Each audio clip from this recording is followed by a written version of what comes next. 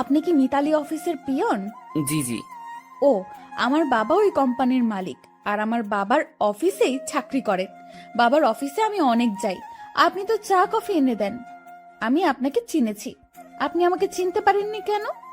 আমি আপনার দিকে তাকাইনি, আর আমি মেয়েদের দিকে কম তাকাই। ওরে সাধু, শোনেন, আপনি তাকান, তবে বেশি ভাবনায় থাকেন, তবে আমাকে কখনো খেয়াল করেননি।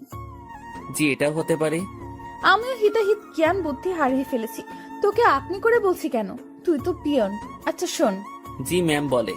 তুই তো সাধারণ বগিতে যাবি, জি ম্যাম। আমি কেবিনে যাব।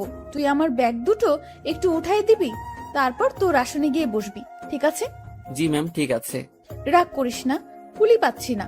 আর তোকে পেয়েছি, হার কাকে লাগে, চেনা মানুষ তো। জি ম্যাম। এত জিম্যাম জিম্যাম করিস কেন? জি না, হ্যাঁ ম্যাম, ঠিক আছে, আমি ব্যাগ উঠাই দিব। ওকে ওকে। মালিকের মেয়ে, যথেষ্ট সম্মান দিতে হবে, আর যা বলবে সেটা তো করতেই হবে, না হলে আমার চাকরি তখনই গায়েব। এসব ভেবে লাভ নেই, আর ভাবনাতে হারিয়ে গেলে চলবে না, অ্যাক্টিভ থাকতে হবে। ট্রেন ঢাকা থেকে আসলো, আধ ঘন্টা পর ইঞ্জিন ঘুরিয়ে আবার ঢাকার উদ্দেশ্যে রওনা হবে। আমি ইরা ম্যামের ব্যাগ দুটো তার কেবিনে দিয়ে আসলাম। বকশিস স্বরূপ তিনি আমাকে 50 টাকা দিলেন।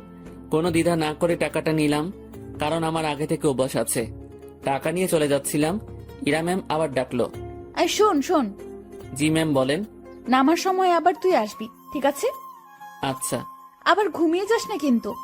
না ম্যাম, ঘুমাবো না। ওকে, যা। আমি আমার বগিতে গিয়ে উঠলাম। টিকিট সংগ্রহ করতে আমি অনেক দেরি করে ফেলেছি, তাই সিট হয়নি। পুরো রাস্তাটা দাঁড়িয়ে যেতে হবে। আশেপাশে তাকিয়ে দেখলাম অনেক সিট ফাঁকা। সামনের 2-1টা স্টেশন পর এসব সিট আর ফাঁকা থাকবে না, তাই মনে মনে ঠিক করলাম সিটে বসবো না, দাঁড়িয়েই যাব। ট্রেন ছাড়লো, আমি দরজায় দাঁড়িয়ে আছি। ঠান্ডা হাওয়া আমার শরীরটাতে লাগছে। আমি ভাবনায় আবার ডুব দিলাম। ভাবতে লাগলাম পুরনো দিনের কথা, মাঝে মাঝে নিজের ভবিষ্যতের কথাও ভাবলাম। তাতে যা ফলাফল পেলাম সেটা শূন্য, কারণ ভেতরে খুব হতাশা কাজ করছিল। অর্ধেক পথ আসতেই স্টেশন ছাড়াই ট্রেনটা থেমে যায়। যান্ত্রিক কোনো ত্রুটি হয়েছে হয়তো। 20 মিনিট পার হবার পর খবর পেলাম ভোরের আগে ট্রেন এখান থেকে এক চুলও নড়বে না। আর এখন রাত 1টা বাজে। এক একজন এক এক কথা বলছে। কেউ বলছে লাইনের সমস্যা, কেউ বলছে ইঞ্জিনে। আমি ওইসব কথা থেকে কান ফিরিয়ে নিয়ে নিজের ভাবনাতে আবার মন দিলাম। হঠাৎই এই শুভ, পেছনে তাকিয়ে দেখি ম্যাম দাঁড়িয়ে। জি ম্যাম বলেন। তুই উঠ। ম্যাম কিছু লাগবে? না, আমি একটু ট্রেন থেকে নামবো। ম্যাম, বাইরে নামা ঠিক হবে না। যে অন্ধকার, এর মধ্যে কি বিপদ লুকিয়ে আছে কে জানে। কিসের বিপদ? বাইরে সাপ বিচ্ছু অনেক কিছু থাকতে পারে। কিচ্ছু নেই, চল নিচে নামবো। এই হলো আড়ালের ঘরে দুলালি, মন যা চায় সেটাই করবে। ম্যামকে নিয়ে ট্রেন থেকে নামলাম। নেমে দেখি অনেকেই নিচে দাঁড়িয়ে আছে। কেউ বাসায় ফোন করে সমস্যার কথা বলছে, আবার কেউ সিগারেট টানছে। ম্যাম আমার সাথে কথা বলা শুরু করলো। দেখ, জায়গাটা অনেক সুন্দর, তাই না?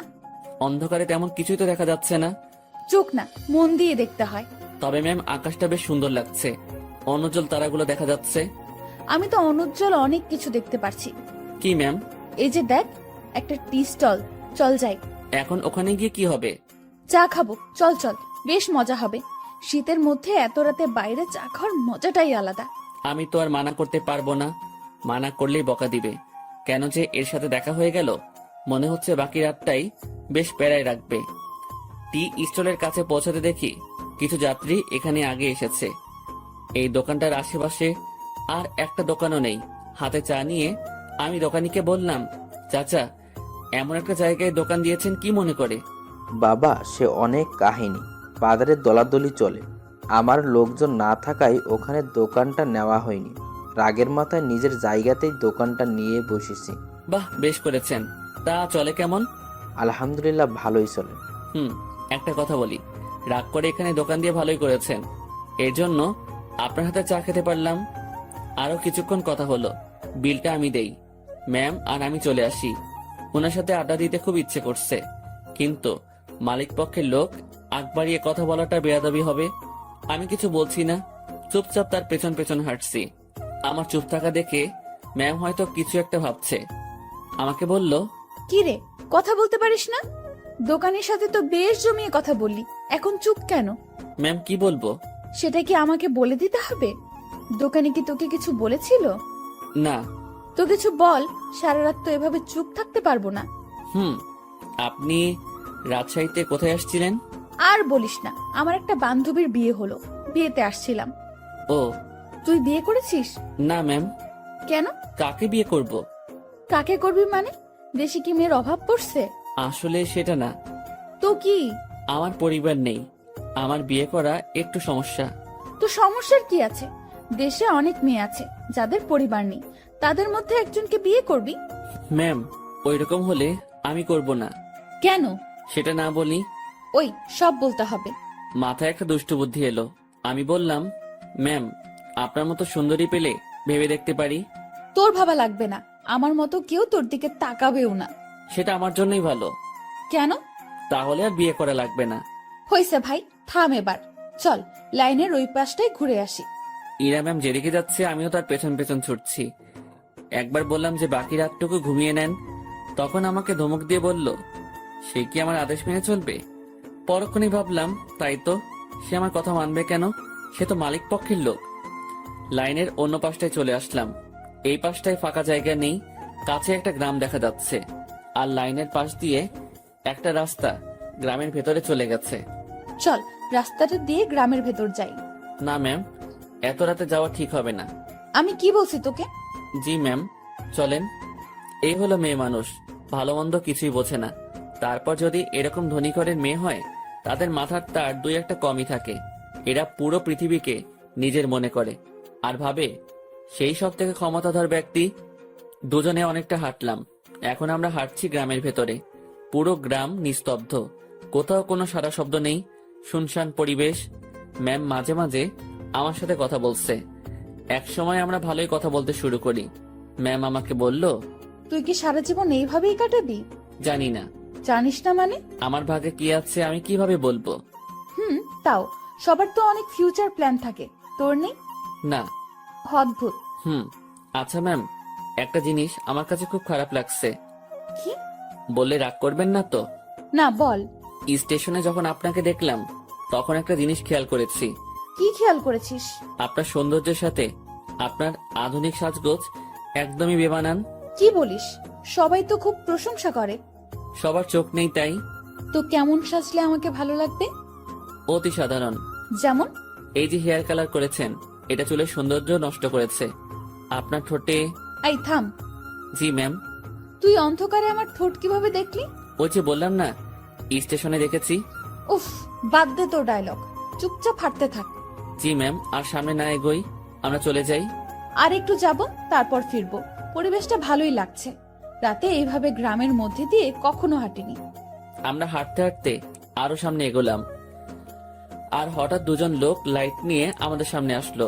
তাদের হাতে মাছ ধরার পলো, মাছ ধরতে যাচ্ছে মনে হয়। এই তোমরা কারা? এই গ্রামে আগে কখনো দেখিনি তো। ভাই, আমরা আসলে ট্রেনে যান্ত্রিক ত্রুটির কারণে মাঝপথে দাঁড়িয়ে গেছে, আর ট্রেন থেকে নেমে আমরা একটু হাঁটতে আসছি। এই তোমরা থামো, সব বুঝে গেছি সব, চলো আমাদের সাথে। কোথায় যাব? কোনো কথা না, চলো। লোক দুটো আমাদেরকে একটা বাড়ির ভেতর নিয়ে আসলো। আমি মনে মনে আল্লাহ আল্লাহ করছি, কি যে হবে। গ্রামের মানুষ এসব কিছুতে বেশ সিরিয়াস। রাত করে মেয়ে নিয়ে বাইরে দেখলে উল্টাপাল্টা ভাববে। আমাদের বেলায় ঠিক তাই হয়েছে। এরা শুধু আমার দিকে তাকিয়ে বারবার দেখছিল। আমিও মনে মনে বলছি, দেখেন কেমন লাগে। একজন বাড়ির গিন্নিকে ডাকা শুরু করলো। বুঝলাম এটা তার নিজের বাড়ি। লোকটির বয়সে আমাদের তাকিয়ে বলল, এরা কারা? ওরা বাড়ি থেকে পালায় আসছে, ওদের তুমি ঘরে নিয়ে যাও, আমি হুজুরের ডাইকা নিয়ে আসি। ভাই ভাই, হুজুরে ডেকে কি করবেন? বিয়ে করায় দেবো তোমাদের। ভাই ভাই শোনেন, উনি আমার কিছু না, আমরা পালাই আসিনি। উল্টাপাল্টা কথা কইও না, চুপ থাকো। একটা মায়া তোমার সাথে এত রাতে ঘুরে, এর মানে কি আমরা বুঝি না? ভাই ভাই এমন কইরেন না। চান মিয়া, তুমি ওদের ঘরে নিয়ে যাও, আর বউ আমি যাইতেছি হুজুরের ডাকতে। আমাদের কাছে একজনকে রেখে লোকটি অন্ধকারে হাওয়া হয়ে গেল। কিছু একটা ঘটতে চলছে। আমি ইরার দিকে তাকালাম, দেখি সে আমার দিকে তাকিয়ে আছে। মুখটা কাঁচুমাচু করে রেখেছে সে। দুজনে কথাও বলতে পারছি না। সময় যাচ্ছে আর লোকজন বাড়তে শুরু করে। আমাদের দুজনকে দুই রুমে রাখা হয়েছে। আমি শুধু আল্লাহ আল্লাহ করছি। ওইদিকে ইরার কি অবস্থা হয়েছে আমি জানি না। কিছু সময় পর হুজুর আসলো। আমি তাকেও বোঝালাম। স্বস্তির কথা হলো সে বুঝেছে। কঠিন একটা সমস্যা থেকে বাঁচলাম। হুজুরটা আমাদের লাইন পর্যন্ত এগিয়ে দিল। তারপর ওয়াও, কি দারুণ অভিজ্ঞতা। ধুর, চুপ করেন তো, এখনই তো একটা হয়ে যেত। ইয়ে মানে কি এ? আরে বড় বাচ্চা বেঁচে গেছেন। তা তো জানি, তবে দারুণ লাগছে। আপনি থাকেন, যেখানে ইচ্ছা যান, আমাকে ডাকবেন না। আমি ট্রেনে উঠলাম। ওনার সাথে সাথে আর দেখা করলাম না। ফজরের আজান হলো, তার কিছুক্ষণ পর আমাদের ট্রেন আবার যাত্রা শুরু করলো। আমি ঠিক আমার আগের জায়গাটায় দাঁড়িয়ে আছি। ইরা ম্যাম আবার আসলো। তুই ভালোই বদমাইশ তো। কি কি করছি আমি? তুই আমার উপর ছাড়ি দিস, আমার উপর রাগ দেখাস। তো কি করব? আপনার মাথায় কি ব্রেইন নামক জিনিসটা আছে? থাকলেও তো মনে হয় কাজ হবে না। এরকম ছেলে মানুষই করেন, কি জন্য বড় হয়েছেন বোঝেন না কিছু? ম্যাম আমার দিকে হা করে তাকিয়ে আছে। আমি জানি কথাটা বলার পর আমার চাকরি থাকবে না। আপনার বাবাকে কিছু বলতে হবে না, আমি অফিস যাব না। ম্যাম কিছুক্ষণ চুপ থেকে বলল, আমি তোকে চাকরি দেইনি, তোর চাকরি আমি কাটবো কেন? এই যে আমাকে বকা দিলি, মনে রাখিস, এর শোধ আমি তুলবো। ইরা রাগ দেখিয়ে তার কেবিনে চলে গেল। ম্যাম যে থ্রেটটা দিল, আমার একটু ভয় লাগলো না। ওনার কথা শুনে মনে হলো কোনো বাচ্চা আমাকে থ্রেট দিয়েছে। ওনার কণ্ঠটা সত্যি অসাধারণ, শুনলে মনে হয় বারবার শুনি। না, আমি আবার ভাবনাতে হারিয়ে যাচ্ছি কেন? যাই, ওনার কেবিনে গিয়ে সরি বলে আসি। না হলে আমার কি করে বসবে আল্লাহ জানে। আমি তার কেবিনের ভিতর ঢুকবো, তখনই কারোর সাথে ধাক্কা লাগলো। তাকিয়ে দেখি ম্যাম। উনি হয়তো বাইরে আসছিলেন। এটা কি হলো? সরি ম্যাম, বুঝতে পারিনি। তুই আমার কেবিনে কি জন্য? সরি বলতে আসছি। সরি বললে তো কাজ হবে না, আমি তোকে মাফ করব না। কিছুক্ষণ তর্ক হলো। আমি তাকে বললাম, আমার উপর কেউ রাগ করে থাকুক সেটা আমি চাই না, আপনার মন যা চায় তাই করেন। কথাটা বলতেই ম্যাম আমাকে অবাক করে আমার গালে দুটো চড় বসিয়ে দিল। এখন বুঝতে পারলাম ম্যাম বেশ রেগে গিয়েছিল আমার উপর। চটা না খেলে হয়তো বুঝতে পারতাম না। আমি তো ভেবেছিলাম অন্য কোনো শাস্তি দিবে হয়তো। চর মারার পর ম্যাম আরো বলল, তুই আমার বেস্ট ফ্রেন্ড হবি? এমন থাপ্পড় খাওয়ার পর এরকম প্রস্তাব পাবো ভাবতেও পারিনি। মনে মনে ভাবছি, আমি তার সাথে কেন বন্ধুত্ব করতে যাব? তার চালচলন আর আমার চালচলন রাত দিন তফাৎ। কিন্তু কথাটা তাকে মুখের উপর মানা করতে পারবো না, যদি আবার কয়েকটা থাপ্পড় দিয়ে দেয়। ভয় ভয় বললাম, হব। গুড, তুই এখন যা। না, শোন শোন, তোর কন্ট্যাক্ট নাম্বারটা দিয়ে যা, আমি কল করে তোকে ডেকে নেব যে কোনো সময়। ম্যামকে মোবাইল নাম্বারটা দিয়ে আগের জায়গায় ফিরে আসলাম। 8টায় আমাদের গন্তব্যে পৌঁছে গেলাম। ইরা ম্যামের কথা অনুযায়ী তার ব্যাগগুলো নামিয়ে দিলাম। এখন উনি আর আমি স্টেশনের বাইরের রাস্তায় দাঁড়িয়ে আছি। বাসা থেকে ওনার জন্য গাড়ি পাঠানো হয়েছে। গাড়ি জ্যামে পড়েছে, তাই অনেক লেট হচ্ছে। আমার পেটের অবস্থা খারাপ, রাতে কিছু খাওয়া হয়নি, আবার অনেকটা বেলা হয়েছে, পেটে এখনো কিছু পড়েনি। ম্যামের সামনে কিছু বলারও সাহস পাচ্ছি না। কিছু সময় পর উনি আমাকে বললেন, তোর কি ক্ষুধা লাগছে? জি অনেক। তো খেয়ে আয়। আচ্ছা আপনি দাঁড়ান, আমি যাবো আর আসবো। আমি একটা দোকানে গিয়ে চা বিস্কিটের সাথে কয়েকটা কলা খেয়ে নিলাম। দোকানদারকে টাকা দিতে যাব, তখন মনে হলো ম্যামও তো কিছু খাইনি, ওনাকে খাওয়ার কথা বলা উচিত ছিল। ভুলটা যেহেতু করেই ফেলেছি, তাই ওনার জন্য কিছু নিয়ে গেলাম। আমি কাছে গিয়ে তার দিকে খাবারগুলো এগিয়ে দিলাম। আমার দিকে উনি ভ্রু কুঁচকে তাকালো। এগুলো আমাকে কেন দিচ্ছিস? খেয়ে নিন, আপনি তো রাতে কিছু খাননি। তুই কি ভাবিস আমাকে? আমি সকাল সকাল রাস্তায় দাঁড়িয়ে এসব খাবো? এগুলো তোদের মতো লোকজন খাবে। সরি সরি ম্যাম, বুঝতে পারিনি। খাবারগুলো নিজের ব্যাগে ভরে নিলাম, নিজে বাসায় গিয়ে খাবো। ঘন্টাখানেক পর গাড়ি আসলো। ম্যামকে উঠিয়ে দিয়ে আমি আমার বাসায় চলে গেলাম। আমার হাতে শুধু আজকের দিনটাই ছুটি আছে, আগামীকাল থেকে ডিউটি। বাসায় এসে সব ঠিকঠাক করে নিলাম। দিনের বাকি সময়টুকু আর বাইরে বের হলাম না। এই শহরের গাড়িগুলোর হর্ন আমার ভালো লাগে না, প্রচন্ড বিরক্তিকর একটা জিনিস, শুনলেই মাথা ব্যথা শুরু হয়ে যায়। রুমের জানালা খুলে দিয়ে আকাশের দিকে তাকিয়ে থাকি। গতকাল রাতের ঘটনাটা ভাবতে থাকি। কাল যদি বিয়েটা হয়ে যেত, আজ আমি মামা শ্বশুর বাড়ি থাকতাম, মানে জেলে। কি বাঁচাটাই না বাঁচলাম। সন্ধ্যার একটু আগ দিয়ে ইরার কল পেলাম। উনি আমাকে তাদের অফিসের সামনে যেতে বলেছে। গত রাতে ফ্রেন্ড হয়েছি, কথা রাখতে অবশ্যই যেতে হবে। কথাই আছে, ফ্রেন্ডের কাছে কোনো বাহানা চলে না। আমিও তাই কোনো বাহানা বা ব্যস্ততা দেখালাম না। বাইরে যাচ্ছি ওনার সাথে দেখা করতে, তাই একটু সাজতে হবে। ব্যাগ থেকে নতুন একটা ফুল হাতা গেঞ্জি বের করলাম। একটু স্মার্ট সাজার জন্যই, সুন্দরীদের সামনে তো আর এমনি এমনি যাওয়া যায় না। এই প্রথম কাউকে উদ্দেশ্য করে সাজগোজ করছি। মনের মধ্যে কেমন যেন খটকা লাগছিল। এখন খটকা দেখার সময় নেই। চটপট রেডি হয়ে আমার অফিসের সামনে গেলাম। ম্যামকে গিয়ে ঠিক সেখানে পেলাম। উনি তার গাড়ির সাথে হেলান দিয়ে দাঁড়িয়ে আছে। আমি তার সামনে গিয়ে ম্যামকে ডেকে সালাম দিলাম। উনি উত্তর দিলেন আর সাথে সাথে বললেন, গাড়ির পেছনে বসে যা। কোথায় যাবেন? আমার বন্ধুদের সাথে তোর পরিচয় করিয়ে দেব, সেখানেই নিয়ে যাচ্ছি। আমি আর কিছু বললাম না, তার গাড়ির পেছনে চেপে বসলাম। আধ ঘন্টা পর একটা রেস্টুরেন্টের সামনে গিয়ে ম্যাম গাড়ি থামালো। তারপর আমাকে নিয়ে রেস্টুরেন্টে ঢুকলো। আমি তার পিছু পিছু গেলাম। উনি একটা জায়গায় গিয়ে থামলো আর কিছু ছেলেমেয়ের সাথে গিয়ে কথা বলা শুরু করলো। বুঝতে পারলাম এরাই তার ফ্রেন্ড। এবার ম্যাম আমার দিকে তাকিয়ে বলল, বন্ধুরা, তোমাদের জন্য একটা গিফট এনেছি। কি রে দোস্ত, কে এটা? আর বলিস না, এই প্রাণীকে রাজশাহীতে পেয়েছি। এই পাগলার সাথে কিছুক্ষণ কথা বলেছি, তারপর বেস্ট ফ্রেন্ড হওয়ার প্রস্তাব দিয়েছি। দুঃখের বিষয় হলো পাগলা আমার কথা বিশ্বাস করে হ্যাঁ বলে দিয়েছে। তোরা বলতো, এর মতো খ্যাত মানে কি বলবো, এরকম একটা মানুষ আমার ফ্রেন্ড। অসম্ভব। দেখ ভাই, আমার ফ্রেন্ডদের সাথে পরিচয় করিয়ে দিতেই তোকে এখানে নিয়ে আসছি। ইরা একে একে তার বন্ধুদের সাথে পরিচয় করিয়ে দিল। সবাই বনেদি ঘরের ছেলে মেয়ে। ট্রেনের কথা মনে পড়তেই লজ্জায় ঘেমে যাচ্ছি। এখন মান সম্মান যা যাওয়ার তা তো গেছে, বাকিটুকু নিয়ে এখান থেকে কেটে পড়তে পারলেই হলো। কিছুক্ষণ পর সেটাও থাকলো না। আমার পোশাক আর চেহারা নিয়ে তারা উপহাস করতে শুরু করলো। একটা ছেলে এগিয়ে এসে বলল, ভাইয়া এটা গেঞ্জি নাকি তেনা? কোথা থেকে কিনেছো ভাইয়া? নাকি কারো পড়ে থাকা জিনিস কুড়িয়ে নিয়েছো? না ভাই, সত্যি কিনেছি। ওমা, তাই? হুম। দেখ, ছেলেটা মাথায় তেল দিয়ে আসছে। সবাই হেসে উঠলো। সত্যি কথা বলতে আমি তেল দেইনি, ওরা পচানি দেওয়ার জন্যই বলছে। ভাবছি এখানে আর থাকা ঠিক হবে না। ম্যামকে বললাম, ম্যাম আমি এখন যাই। ওলে বাবুটা, এখনই না, কিছু খেয়ে যাও। হ্যাঁ, কিছু খেয়ে যা। একটা ছেলে আমার পকেটে হাত দিল। আমার দুর্ভাগ্য যে পকেট থেকে সে 20,000 টাকা নিয়ে এসেছি। ব্যাগে রেখে আসবো মনে ছিল না। ছেলেটা আমার পকেট থেকে টাকাটা দেখে একটু অবাক হয়ে বলল, কি রে, তোর কাছে এত টাকা কুড়িয়ে পেয়েছিস কোথায়? যাই হোক, আমাদের কিছু খাওয়া। আমি আর কি মানা করব, মান সম্মান একটু বজায় রাখতে হ্যাঁ বললাম। তাতেই ওরা সুযোগ পেয়ে গেল। নানা রকম দামি খাবার অর্ডার করলো, যেগুলো আমি চোখে দেখা তো দূরের কথা, নামও শুনিনি। ওরা সবাই খাচ্ছে, আমি দাঁড়িয়ে আছি। একজন খেতে বলেছিল, কিন্তু আমি মানা করেছি আর বলেছি খেয়ে আসছি, আমার পেট ভরা।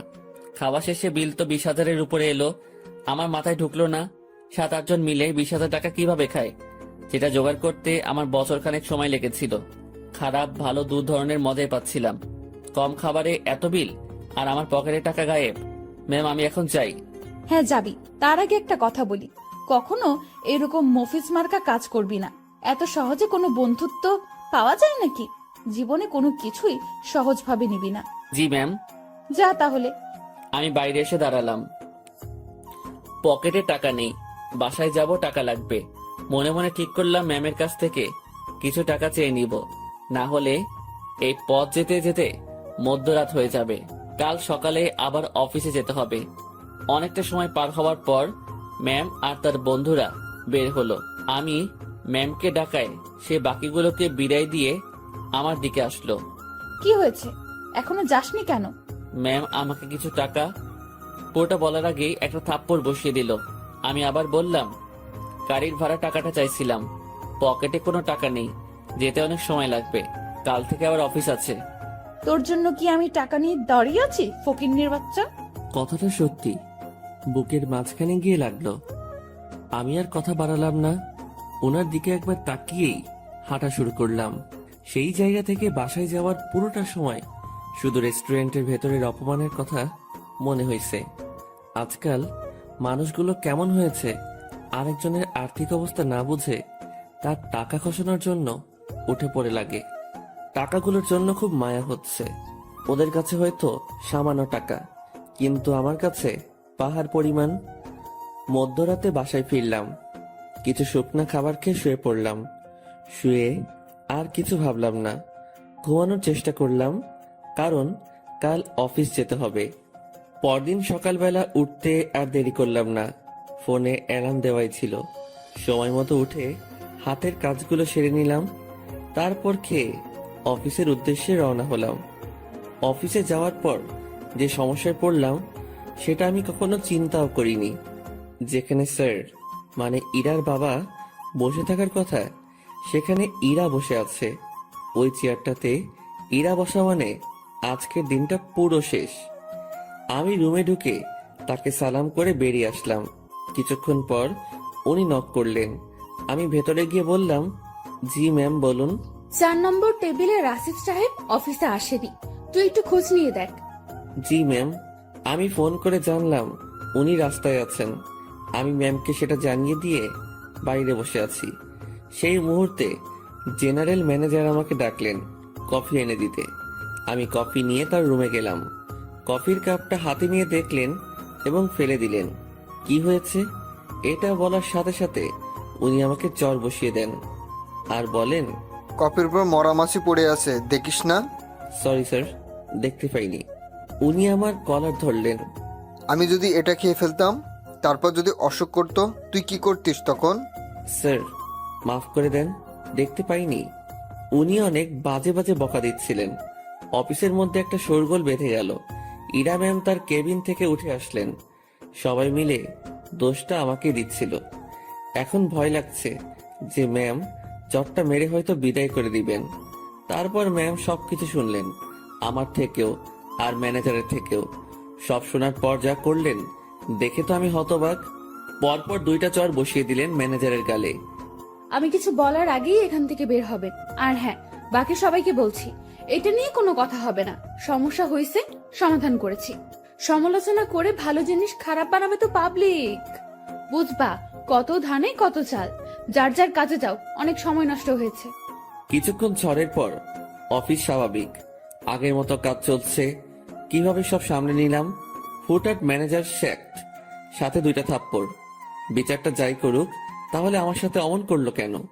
ভাবতে ভাবতে কোনো উত্তরই খুঁজে পেলাম না। লাঞ্চের সময় আমি বাসা থেকে রুটি নিয়ে আসছি। 2-1জনকে পানি এনে দিয়ে আমি খাওয়ার জন্য বসবো। তখন ম্যাম ডাকলো। মনে মনে ভাবছি খাওয়াটাও কপালে নেই। মুখ ভার করেই ম্যামের রুমে ঢুকলাম। জি ম্যাম, কিছু বলবেন? তুই খাবার খেয়েছিস? জি না। বাসার থেকে খাবার নিয়ে আসছিস নাকি বাইরে গিয়ে খাবি? বাসা থেকে এনেছি। যা, খাবার নিয়ে আমার রুমে আয়। ম্যাম বুঝিনি। আরে হারামি, খাবার নিয়ে আমার রুমে আয়। কথাটা শুনেই ভাবছিলাম আমি ঠিক শুনছি তো। ভাবনাতে আর ডুব দিলাম না। দেরি না করে খাবার নিয়ে আবার রুমে ঢুকলাম। ম্যাম তো দেখি দামি দামি খাবার সব টেবিলে সাজাচ্ছেন। আমাকে দেখিয়ে দেখিয়ে বললেন, এসব আমার মায়ের হাতের রান্না। ম্যাম আমি বাইরে গিয়ে খাই, আপনি খাওয়া শুরু করেন। পানি লাগলে বলবেন। এই, তুই কি এজন্য রেখেছিস? আচ্ছা, তোর খাবারের বাটিটা আমার হাতে দে তো। আমি তেমন কিছু আনিনি, ওই রুটি। আমি দেখবো, দে। ভয়েই বাটিটা ওনার হাতে দিলাম। লজ্জায় তো মাথা কাটা যাওয়ার অবস্থা। বাসায় কিছু ছিল না, তার উপর টাকাও নেই। রুমে পেঁয়াজ মরিচ ছিল, সেগুলো কেটে তেল আর লবণ দিয়ে মাখিয়ে নিয়ে আসছি। ম্যাম যদি সেটা দেখে তো। কথাটা ভাবতে ভাবতেই বাটির ঢাকনা খুলেই উনি চোখ বড় বড় করে ফেলেন। খাবারটা কিছুক্ষণ তাকিয়ে থেকে দেখে আবার আমার দিকে তাকালেন। কি রে, এগুলো কি? ম্যাম আসলে রুমে কিছু ছিল না, তারপর টাকাও নেই। রুমে আটা ছিল তো, ওইটা দিয়ে আর কি একটা ব্যবস্থা করে নিয়ে আসছি। ম্যাম আমার বাটিটা টেবিলে রাখলেন। তারপর উনি তার চেয়ারে বসে পড়লেন। আমি দাঁড়িয়ে আছি। উনি একবার আমার দিকে তাকাচ্ছেন আর একবার আমার খাবারের দিকে তাকাচ্ছেন। আমি ওনার সামনে এখন লজ্জাতে ইমিটিমিটি হাসতেছি। উনি কিছু সময় চুপ থাকার পর মুখ খুললেন। এই যে, এই খাবারগুলো তোর। ওনার খাবার আমার দিকে এগিয়ে দিলেন। আমি টেবিলের কাছে গিয়ে হাত দিয়ে নিজের বাটিটা নিয়ে বললাম, আমি যেটা এনেছি সেটা না খেলে আমার পেট ভরবে না, আর আপনার খাবার খেলে আমার পেট খারাপ হতে পারে। এত ভালো জিনিস কখনো খাওয়া হয়নি তো, পেট খাবারটা সহ্য করতে নাও পারে।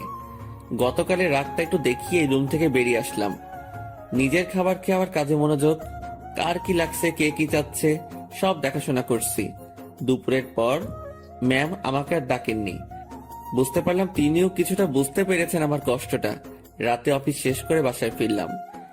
পাশের বাসার পরিচিত একজনের কাছ থেকে টাকা ধার নিয়ে মাছ কিনে নিয়ে এসে রান্না বসিয়ে দিলাম। তখন রাত প্রায় 10টার কাছাকাছি। চুলোয় রান্না বসাবে সেই সময় ফোন আসলো। ম্যাম ফোন করেছে, নাম্বারটা সেভ করে রেখেছি। ধরবো কি ধরবো না এমন করতে করতে রিসিভ করে সালাম দিলাম। উনি উত্তর দিয়ে বললেন, কি করিস? এই তো ম্যাম, কিছু না। এখন শোন, জি ম্যাম বলেন। দুপুরে আমার মুখের উপর কথা বলে আমাকে লজ্জা দিয়ে তোর খাবার নিয়ে চলে গেলি, ভয় করলো না? আমি চুপ হয়ে গেলাম। কি বলবো উত্তরে বুঝতে পারছি না। কিরে, কথা বলছিস না কি জন্য? ম্যাম, অফিসের কোনো কথা হলে বলেন। তুই আমার কথা ঘুরিয়ে নিস। আমি যা বলছি তার উত্তর দে। জি ম্যাম বলেন। ওভাবে খাবার নিয়ে চলে গেলি কেন? আপনার খাবার খেয়ে আমার ক্ষুধা মিটত না। তাই না? জি। আমি বুঝতে পেরেছি, তুই আমার উপর রাগ দেখাচ্ছিস, সুযোগ ভালোই কাজে লাগাচ্ছিস। এখানে কিসের সুযোগ ম্যাম? আপনি আমাকে এখন মানা করে দিলে আমার সাথে তো আপনার এখনই কোনো অফিসিয়াল সম্পর্ক থাকবে না। ক্ষমতা আপনার হাতে, সুযোগ আপনার হাতেই। চুপচাপ রান্না শেষ করে খেয়ে আমাকে কল দিবি। ম্যাম, অফিসের কোনো বিষয়ে কথা বলবেন? না, তাহলে ফোন দিয়েন না, আমিও দিব না। তোর 24 ঘন্টাই ডিউটি। আমি ফোন দেওয়ার পর সময়টুকু অফিসিয়াল, ওকে? তাহলে বেতন বাড়িয়ে দিয়েন। ঠিক আছে, দিব। ঠিক আছে, দিব। তুই অবশ্যই ফোন করবি। আর হ্যাঁ, কাল অফিসে আসার সময় দুপুরের খাবার আনবি না। কেন ম্যাম? অফিসে না খেয়ে কাজ করতে হবে? তোর জন্য আমি খাবার নিয়ে যাব। ম্যাম, ওসব খাবার টাবার বাদ দিন, আমি আমার খাবারে সন্তুষ্ট। তুই যদি কাল অফিসে তোর রান্না করা কিছু নিয়ে আসিস তো মনে রাখবি, তোকে শুধু অফিস থেকে না, দুনিয়া থেকেই বিদায় করে দিব। আমি কিছু বলতে যাব তখনই ম্যাম ফোনটা রেখে দিল। তুই যদি কাল অফিসে তোর রান্না করা কিছু নিয়ে আসিস তো মনে রাখবি, তোকে শুধু অফিস থেকে না, দুনিয়া থেকেই বিদায় করে দিব। আমি কিছু বলতে যাব তখনই ম্যাম ফোনটা রেখে দিল। মনে মনে ভাবছি, এত আদিক্ষেতা দেখানোর কি আছে? আমি তার অফিসের সামনে একজন পিয়ন, আর এমন ব্যবহার করছে। মনে হয় না, ছি ছি ছি, কি সব কথা ভাবছি আমি। পরদিন সকাল সকাল উঠে আর রান্না করলাম না। সকালে নাস্তাটা বাইরে করেই অফিসে রওনা হলাম। অফিসে গিয়ে দেখি ম্যাম আগে এসেছেন। প্রতিদিনের মতো হাজিরা দিলাম। উনি আমাকে দেখে তেমন কিছু বললেন না। দুপুর পর্যন্ত স্বাভাবিকভাবেই কাজ করলাম। দুপুরের খাবার সময় ম্যাম তার রুমে ডাকে। আমি জানি উনি আমার জন্য খাবার নিয়ে আসছে। খুব লজ্জা লাগছিল। রুমের একপাশে খাবার খাওয়ার জন্য সুন্দর একটা ব্যবস্থা ছিল। ম্যাম আমাকে ওখানটায় বসতে বলে, আর আমার সামনাসামনি উনিও বসে যান। উনি একটা প্লেটে খাবার নিয়ে আমাকে দেয়, আরেকটা উনি নেন। আমি প্লেটে হাত দিতে পারছিলাম না, খুব ভয় কাজ করছিল। এত বড় একজন মানুষের সামনে খাবার খাওয়া চারটেখানি কথা না, তার উপর সামনে এত সুন্দরী মেয়ে বসা। ম্যাম আমার দিকে খেয়াল করে বলল, তুই হাত দিয়ে খাবি না খাওয়াই দিব? জি না ম্যাম। একটা কথা, কি? আমি খাবার বাইরে নিয়ে গিয়ে খাই। এখানে খাইতে তোর সমস্যা কোথায়? ম্যাম, সত্যি বলতে ভয় করছে। কি ভয়? আরে ভয় কি জন্য পাচ্ছিস? আপনার সামনে এভাবে খাওয়া। তো কি হয়েছে, খা। ম্যাম, বাইরে যাই। শুভ, আমি এক কথা 100 বার বলতে পারবো না। আমি আর কথা বাড়ালাম না, ভয়ে ভয়ে খাওয়া শেষ করলাম। ম্যাম ছোট বাচ্চাদের মতো খাচ্ছিলেন, দেখতে বেশ মজাই লাগছিল। ম্যাম খাওয়ার দৃশ্যটা দেখতে গিয়ে তার চোখে চোখ পড়ে যায়। আমার বুকটা তখন ভয়ে ধুপ করে উঠেছিল। ইশারায় বলেছিলেন, কি হয়েছে? আমি মাথা নাড়িয়ে মানা করে বলি, কিছু না। খাওয়া শেষে, তুই বাসায় যা, তোর ছুটি। জি ম্যাম। কেন? আমি দিয়েছি তাই। বাসায় তো কোনো কাজ নেই আমার। এত কথা বলতে তোকে কে বলেছে? যা, সোজা বাসায় যাবি, কোথাও যেন দেরি না হয়। আমার ছুটিতে বাকি সবাই একটু অবাক হলো। আমি জানি না ম্যাম, আমার কাজগুলো কাকে দিয়ে করিয়ে নেবেন। উনি যেভাবে কাজ করেন, যে কেউ দেখলে অবাক হবে। আমি বাসায় এসে বিছানায় আরাম করছি। মাথার উপর ফ্যানটার দিকে তাকিয়ে অন্য একটা ভাবনায় ছিলাম। নির্দিষ্ট কোনো ভাবনা না, একদমই এলোমেলো। বাংলায় এই ভাবনাকে কি বলে বা কিভাবে ব্যাখ্যা করে আমি জানি না। এই জিনিসটা ভাবতে ভাবতে আমার চোখটা বন্ধ হয়ে আসে। জানি না কতটা সময় ঘুমিয়েছি। হঠাৎ আমার কানে কোনো একটা শব্দে বেজে ওঠে। চোখ খুলে বুঝতে পারি ফোনটা বাজছে। ফোন হাতে নিয়ে আবছা চোখে দেখি ম্যাম কল করেছে। ফোনটা রিসিভ করলাম। কই তুই? কই আবার, আপনি তো ছুটি দিয়েছেন, বাসায় আসছি। তুই কি ঘুমাচ্ছিস? হ্যাঁ। আমি কি তোকে ঘুমানোর জন্য ছুটি দিয়েছি? তাহলে? বাসায় যেতে বলেছি শুধু। জি ম্যাম, আমি তো আপনার কথা সোজা বাসায় আসছি, আর বাসায় কাজ নেই, তাই একটু। তুই চুপ কর। শোন, জি বলেন।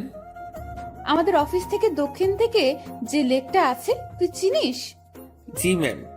তুই আয়, আমি তোর জন্য অপেক্ষা করছি। কেন ম্যাম? তোকে আসতে বলছি না আমি? জি ম্যাম, এই তো আসছি আমি। এবার বুঝলাম আমাকে ছুটি দেওয়ার কারণটা কি ছিল। আমার কাছে এটাও একটা ডিউটি, কিচ্ছু করার নেই, যেতেই হবে। যেমন ছিলাম তেমনই বেরিয়ে গেলাম। গতদিনের মতো আর সেজেগুজে বের হলাম না, যদি আবার অপমান করে। পকেটে টাকা আছে, তবুও হেঁটে যাচ্ছি। এই মাসের বেতন পেতে অনেক দেরি, তাই এমনি টাকা খরচ করা চলবে না। আমি ম্যামের কথা মতো সেই লেকের পাড়ে পৌঁছে যাই। এর মধ্যে ম্যাম আমাকে দুবার কল করেছিল, শুধু জেনেছিল আমি কই আছি। লেকের পাড়ে যেতেই দেখলাম অনেকেই বসে আড্ডা দিচ্ছে, অনেক বাচ্চারও আসছে। আমি ম্যামকে খুঁজছিলাম, আমাকে দেখে ম্যামই আমাকে ডাকে। আমি ওনার দিকে এগিয়ে যাই। উনি ঘাসের উপর বসা ছিলেন। একটু দূর থেকে মনে হচ্ছিল কোনো কারণে মনটা খারাপ। আমি তার পিছে গিয়ে দাঁড়ালাম।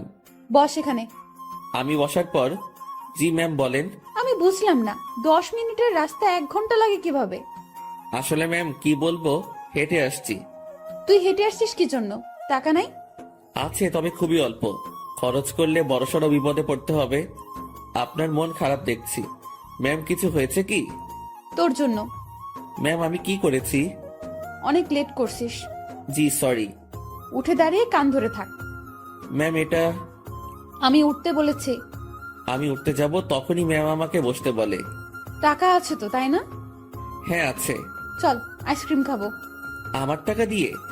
তো কখনো কোনো মেয়েকে বিল দিতে দেখেছিস তুই? না। তো আমার কাছে চাইবি না। চল আইসক্রিম খাবো। ম্যাম ম্যাম শোনেন, একটু মনটা নরম করেন।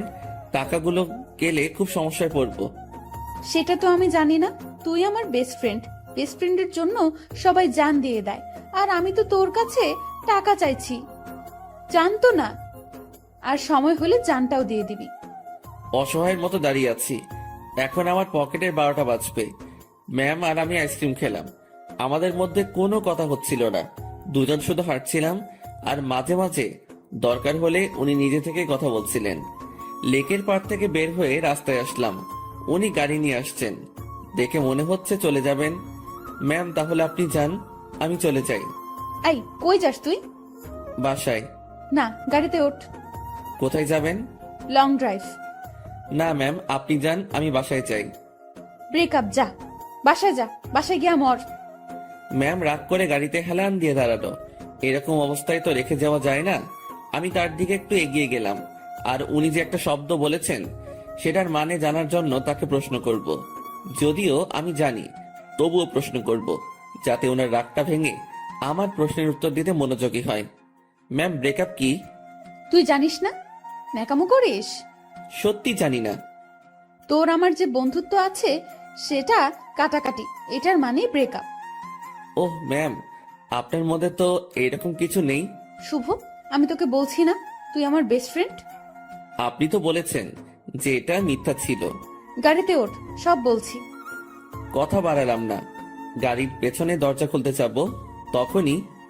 ওই হাদারাম, কি করিস? বসবো না। সামনে। পেছনে কেন? সামনে। হ্যাঁ রে গাধা, ওঠ। গাড়িতে উঠলাম। ম্যাম ড্রাইভিং সিটে আর আমি তার পাশে। সন্ধ্যা হয়ে আসছে। ম্যাম এবার আমার সাথে বেশ ফ্রি ভাবে কথা বলা শুরু করলো। আমি কিন্তু কুমিল্লা যাচ্ছি। এত দূর কেন?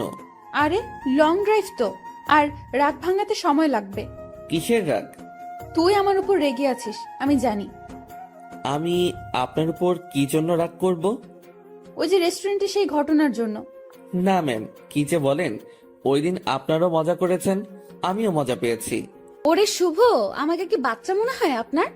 এত বড় একটা প্রতিষ্ঠান চালাচ্ছি, আমার মাথায় কি এতটুকু বুদ্ধি নেই যে কোনটা সত্যি আর কোনটা মিথ্যা আমি বুঝবো না? না, বুদ্ধি তো আপনার অনেক আছে। হইছে, শোন আমি কি বলি। বলেন। রাতে কি খাবি বল? সন্ধ্যায় তো অনেক কিছু খেলাম, রাতে আর কি খাবো? না, তাও কিছু শুকনো খাবার নেই, আর দুটো পিৎজা। আপনার ইচ্ছা। ম্যাম ভয় করছে আমার। কেন? আপনার বাবা যদি জানে অফিসের পিয়নকে নিয়ে ঘুরতে বের হইছেন? কিভাবে জানবে? আমি তো বলবো না। আমি যে অফিসে যাব না সেটা তো জানতে পারবে। সেটা আমি দেখে নিব, তোর এত চিন্তা নেই। এখন বল আমাকে মাফ করেছিস কিনা। আপনি তো দোষ করেননি। তোকে যে কি করব আমি, দেখ। আর রাগ করে থাকিস না, ভুল করে ফেলেছি। আমি রাগ করিনি তো। আমি তোর চোখে মুখে রাগ দেখতেছি। আচ্ছা, রাগ নেই আমার উপর, সত্যি তো? হ্যাঁ সত্যি। সত্য নাকি মিথ্যা সব টের পাবো। আমি যা বলবো সেটা যদি না করিস তাহলেই বুঝবো তুই এখনো রেগে আছিস। না কি যে বলেন, আপনার তো সব কথাই শুনি। কত যে শুনিস আমার জানা আছে। মাঝপথে আমরা গাড়ি থেকে নেমে কিছু খাবার নিলাম। দুজন বেশ কথা বলতে বলতে যাচ্ছি। ইরা ম্যাম গাড়িটা এখন বেশ ধীর গতিতে চালাচ্ছেন। আজ বেশ কুয়াশাও পড়েছে। এই চল, বাইরে কুয়াশার বৃষ্টিতে ভিজি। এই না, এটা করবেন না। বাইরে গেলে বিপদ। সেদিনের মতো হলে অবস্থা খারাপ হয়ে যাবে। যাব না তো, তোর কেয়ারিংটা আমার খুব ভালো লাগে। সেটা পাওয়ার জন্যই কথাটা বললাম। হুম। তুই কাউকে ভালোবাসিস নাই? কোন ভালোবাসা? মানে পছন্দের মানুষ বিয়ে টিয়ে করার ইচ্ছা এমন? এর আগেও তো বলেছি ওই রকম কেউ নেই। কাউকে দেখে পছন্দ হয় না? না, প্রায় সবার মধ্যেই ভেজাল আছে। ভেজাল মানে? মানে আর কি, এখন তো প্রেমের বাজার চলে। বাজারটা বেশ গরম। একজন 10-12টা প্রেম করে, তার উপর ওয়েটিং এ রাখে। তুই জানিস কিভাবে? চোখ খোলা রাখলে সবই টের পাওয়া যায়। ম্যাম আপনার নেই কি পছন্দের মানুষ? না রে, এসব পছন্দ টছন্দ আমার হয় না। আমাকে যে বুঝতে পারে তাকেই আমার পছন্দ। ও, আপনার বাবা আপনাকে বিয়ে দিবে না? কি সব প্রশ্ন যে করিস! বিয়ে দিবে না কেন? অবশ্যই দিবে। তাদের পছন্দেই বিয়ে করবেন। হ্যাঁ, এটাই তো স্বাভাবিক। হঠাৎ করে এই মাঝ রাস্তায় জ্যাম পড়ে যায়। কুয়াশা বেশি হওয়ায় সব গাড়ি চলাচল বন্ধ করে দেওয়া হয়েছে। ম্যাম গাড়ির হেডলাইটটা অফ করলো। তারপর কোথা থেকে যেন একটা চাদর বের করলো। আপনি কি এখন ঘুমাবেন? না, শীত করতেছে প্রচুর, গায়ের উপর দিয়ে রাখি। আমি বাইরে তাকালাম। কুয়াশায় কিচ্ছু দেখা যাচ্ছে না, তবুও তাকিয়ে আছি ম্যামের দিকে। তো আর তাকিয়ে থাকা যায় না, তার দিকে তাকালে চোখ ফেরানো যায় না, সেই জন্য তাকানোটাই বিপদ। কি রে, তুই এরকম চুপচাপ থাকবি? আমি আসলে তাকিয়ে থাকতে চাইনি, ভাবনার কথা বাস্তবে ভুলে বলে ফেললাম। কি তাকিয়ে থাকতে চাস মানে? না ম্যাম, মানে ওই যে আমার খুব শীত করতেছে, কথা থেকে বাঁচার জন্য বললাম। আগে বলবি না? আয় চাদরের মধ্যে। মনে মনে ভাবছি আরেক বিপদ। কি হলো, আয়। না ম্যাম ঠিক আছে, শীত কমে গেছে। ভয় পাচ্ছিস তাই না? ভয় নেই, কাছে আয়। আরে খুব কাছে না, চাদরটা বড়, তুই একটু কাছে আসলেই হয়ে যাবে। একটু কাছে গেলাম। ম্যাম আমাকে চাদরের একটা মুড়ি দিল। আমি সেটা আমার পাশে ঘিরে পিঠের সাথে লাগিয়ে নিলাম। এবার আমি কাঁপতেছি, তবে সেটা শীতে না, ভয়ে। কাঁপুনি রেখে ম্যাম বলল, ওরে আল্লাহ, তোর এত শীত করতেছে। এখন ঠিক হয়ে যাবে। আমি জানি ঠিক হবে না। কথাটা বলে ম্যাম আমার খুব কাছে আসলো, তবে তার শরীরের সাথে কোনো স্পর্শ লাগেনি। অনেক চেষ্টা করে নিজের কাঁপুনি থামালাম। ম্যামের চোখে ঘুম ঘুম ভাব এসে গেছে। ম্যাম আপনি তো ঘুমাচ্ছেন। কই না তো। আপনার কি খুব ঘুম পাচ্ছে? অনেক। ম্যাম ধীরে ধীরে বেশ সুন্দরী হয়ে উঠছে। শুনেছি সুন্দরী মেয়ে ঘুমালে আরো বেশি সুন্দরী লাগে। আজ সেটা সামনে থেকে দেখলাম। আমি যদি ওনার বর হতাম, এখন কাছে নিয়ে বুকের মধ্যে রাখতাম। পরক্ষণে মনে পড়ল, কি সব ভাবছি আমি। ছি ছি ছি, এসব কি আসছে মাথায়। ম্যাম ঘুমে আর ঠিক থাকতে পারে না, আমার খুব কাছে আসে, আমার কাঁধের উপর তার মাথা রাখার চেষ্টা করছে। এবার সব ভুলে যাই আমি, নিজে থেকে তার দিকে এগিয়ে যাই, আর উনি তার মাথা আমার কাঁধের উপর রাখে। বুকের মধ্যে হাতুড়ি পেটা হচ্ছে। ওনার নিঃশ্বাস আমার টি শার্টে লাগার পরপরই আমার কেমন যেন একটা অনুভূতি কাজ করছে। না পারছিলাম তখন বুঝতে, না পারছিলাম ভাবতে। কিছুক্ষণ ঘুমানোর পর ম্যাম জাগ না পায়, আমি জেগেই আছি। একটুর জন্য চোখ বন্ধ করিনি। ম্যাম উঠে দেখলো সে আমার কাঁধে মাথা রেখে শুয়ে আছে। ঘাটটা দ্রুত উঠিয়ে দিয়ে বলল, সরি, আমি ঘুমের মধ্যে। ম্যাম আমি আপনার কাছে গিয়েছি, দেখছিলাম আপনি ঝিমুনি দিয়ে বারবার পড়ে যাচ্ছিলেন। ম্যাম লজ্জা পেয়েছে, লজ্জা মাখা মুখ নিয়ে বলল, রাত অনেক হয়েছে, এখন যা এনেছি সব খেয়ে নিই। জি ম্যাম আপনার ইচ্ছে। তুই সব আমার উপর নির্ভর করিস কি জন্য? নিজে কিছু বলতে পারিস না? জি ম্যাম এখনই খাবো। এই, সেটা আমার বলার পর। আমরা খাবার খাওয়া শুরু করলাম। হঠাৎ পুলিশ এসে নক করলো। আমরা গাড়ি থেকে নামলাম। ইরা পুলিশের সাথে কথা বলছিল। আপনারা কোথায় যাচ্ছেন? কুমিল্লা 14 গ্রাম। উনি আপনার কে হন? বর। উনি দূরে দাঁড়িয়ে আছেন কেন? ভয় পাচ্ছে নাকি? এই, তুমি এখানে আসো। মনে মনে বলছিলাম ভয় পাবো না, পুলিশকে কি মিথ্যাটাই না বললো। আপনারা যে স্বামী স্ত্রী সেটা আমি বুঝবো কিভাবে? এইটারও প্রমাণ লাগবে। হ্যাঁ। আমার চাচ্চু আবু সাইদ পুলিশ কমিশনার। কি নাম বললেন? আবু সাইদ। উনি তো ঢাকায় থাকেন তাই না? হ্যাঁ আপনারা ঢাকা থেকেই আসছেন? হ্যাঁ, ঢাকা থেকেই তো আসবো। সাইদকে আমি চিনি, উনি আমার বন্ধু। দাঁড়াও, আমি এখনই ফোন করেছি। তুমি আগে বললা না। সরি মামুনি। এরা তো পড়লো মহা বিপদে। তার চাচাকে যদি বলে দেয় বরকে নিয়ে ঘুরতে যাচ্ছে, তাহলে তো ইরা শেষ।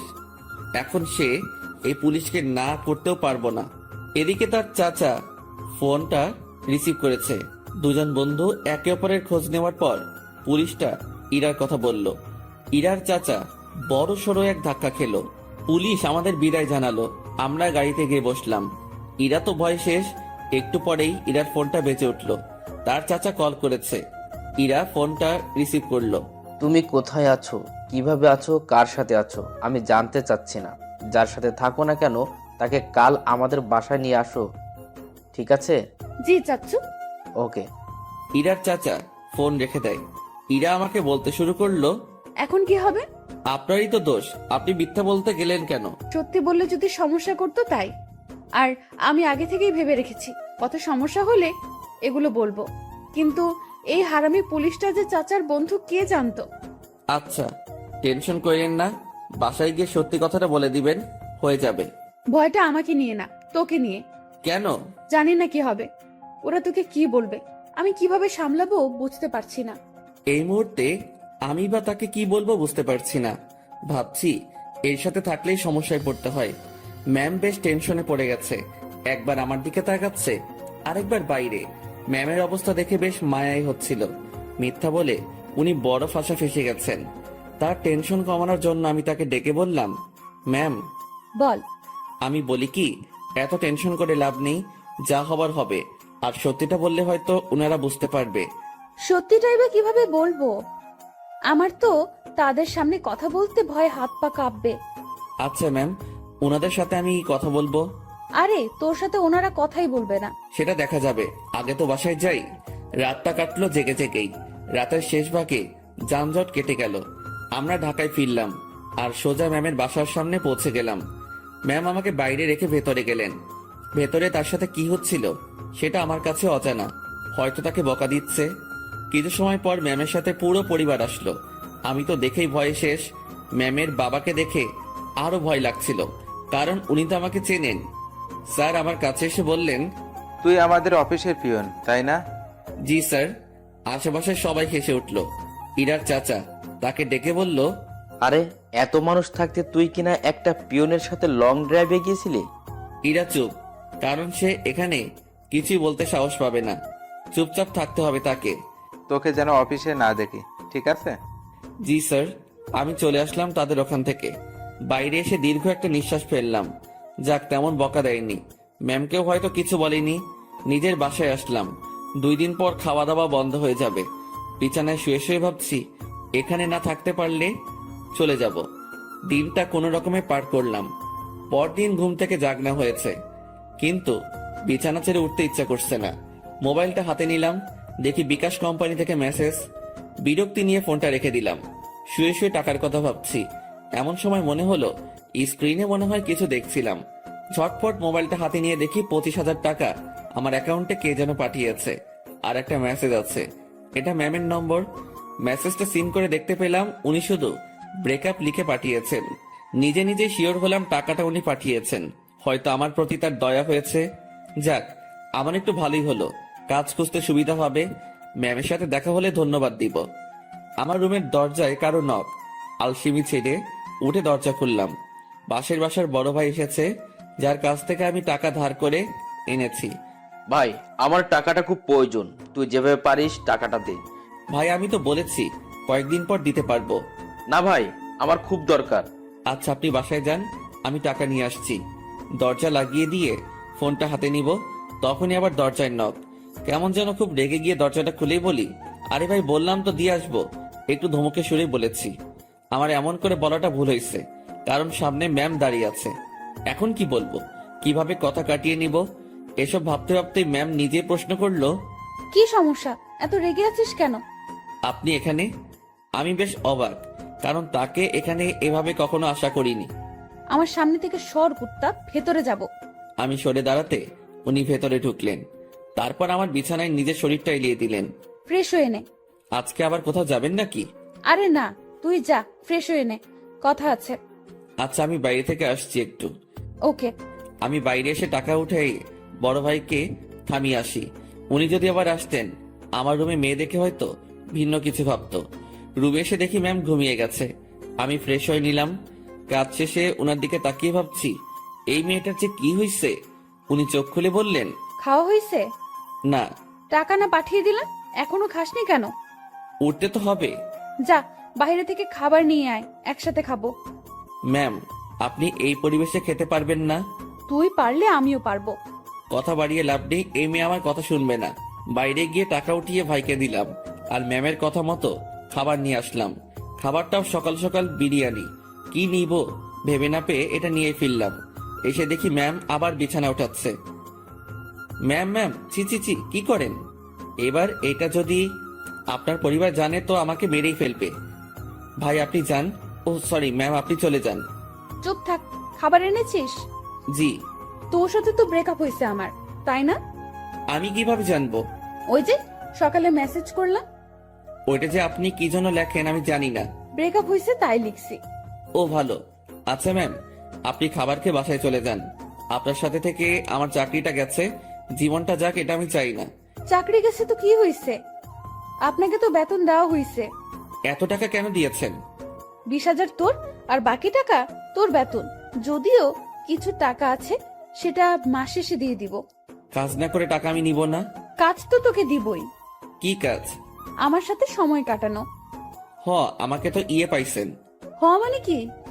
মানে বোঝেন না? আমি কি আপনার ওই বিএফ যে এইভাবে সময় দিব? তুই আমার মুখের উপরে কথা বলিস?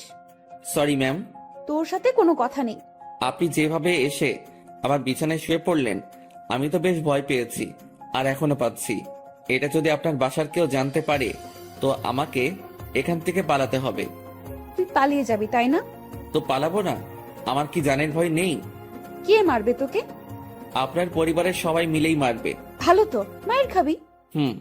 আপনাদের মাইর দিতে ভালোই লাগে না। আমার এখানে থাকলে চলবে না, এই শহর ছাড়তে হবে। কি বললি? ম্যাম বসা থেকে উঠে দাঁড়ালো। আপনার টর্চারে এখান থেকে পালাতে হবে। ও তাই? হুম। এখান থেকে যেন পালাতে না পারিস সেই ব্যবস্থা তো করতেই হয়। ম্যাম আমার দিকে এগিয়ে আসছে। একটু ভয় পেয়ে বললাম, মারবেন নাকি? না, অন্য কিছু করব। আপনি এভাবে তাকিয়ে আছেন কেন? আমার ভয় করে। এমনিতে কিন্তু কালকের ভয়ে এখনো ধুক ধুক করে উঠে, তার উপর আপনার এরকম চাহনি। আমার চোখে তুই ভয় দেখতে পাস? হ্যাঁ। ওকে, দেখাচ্ছি ভয়। ম্যাম আমার দিকে এগোচ্ছে, আর আমি পেছনের দিকে যাচ্ছি। একসময় আমার পিঠ দরজায় লেগে যায়। ম্যামও আমার খুব কাছে চলে আসে। তার শরীর থেকে সুগন্ধি আসছে। নিশ্চয়ই দামি পারফিউম ব্যবহার করেন। সবকিছু মিলিয়ে নেশা ধরিয়ে দেওয়ার মতো একটা সুবাস। আমার বুকের ভেতরের অবস্থা খারাপ। ম্যাম যে কি করবে এখন তার কিছুই টের পাচ্ছি না। আমি তার চোখের দিকে তাকিয়ে দেখি তার চোখ হাসছে। না, আমি তার চোখের ভাষা কবে থেকে বোঝা শুরু করলাম। চোখ সরিয়ে নিলাম। ওই আমার দিকে তাকা। আবার তাকালাম। উপায় নেই, তাকাতেই হবে। এইভাবেই তাকিয়ে থাক। চোখ দিয়ে পানি বের হবে। হোক। আমার খুব লজ্জা লাগছে। এতটা কাছে আসলেন কেন? তুই পালিয়ে যেতে পারিস, তাই একটু আটকানোর চেষ্টা। জানি না এরপর থাকবি কিনা, চেষ্টা করে দেখতে সমস্যা কি? কি চেষ্টা করবেন? ইরা ম্যাম আমার নাকের সাথে নাক লাগালো। উনি মিটি মিটি হাসতেছেন। ওই অবস্থাতেই তিনি কথা বলা শুরু করলেন। মুভিতে তোর জায়গায় আমি থাকতাম, আর আমার জায়গায় তুই, কিন্তু এখানে ঠিক উল্টোটা হচ্ছে। আমি আর চোখ খুলে রাখতে পারলাম না, বন্ধ করে ফেললাম।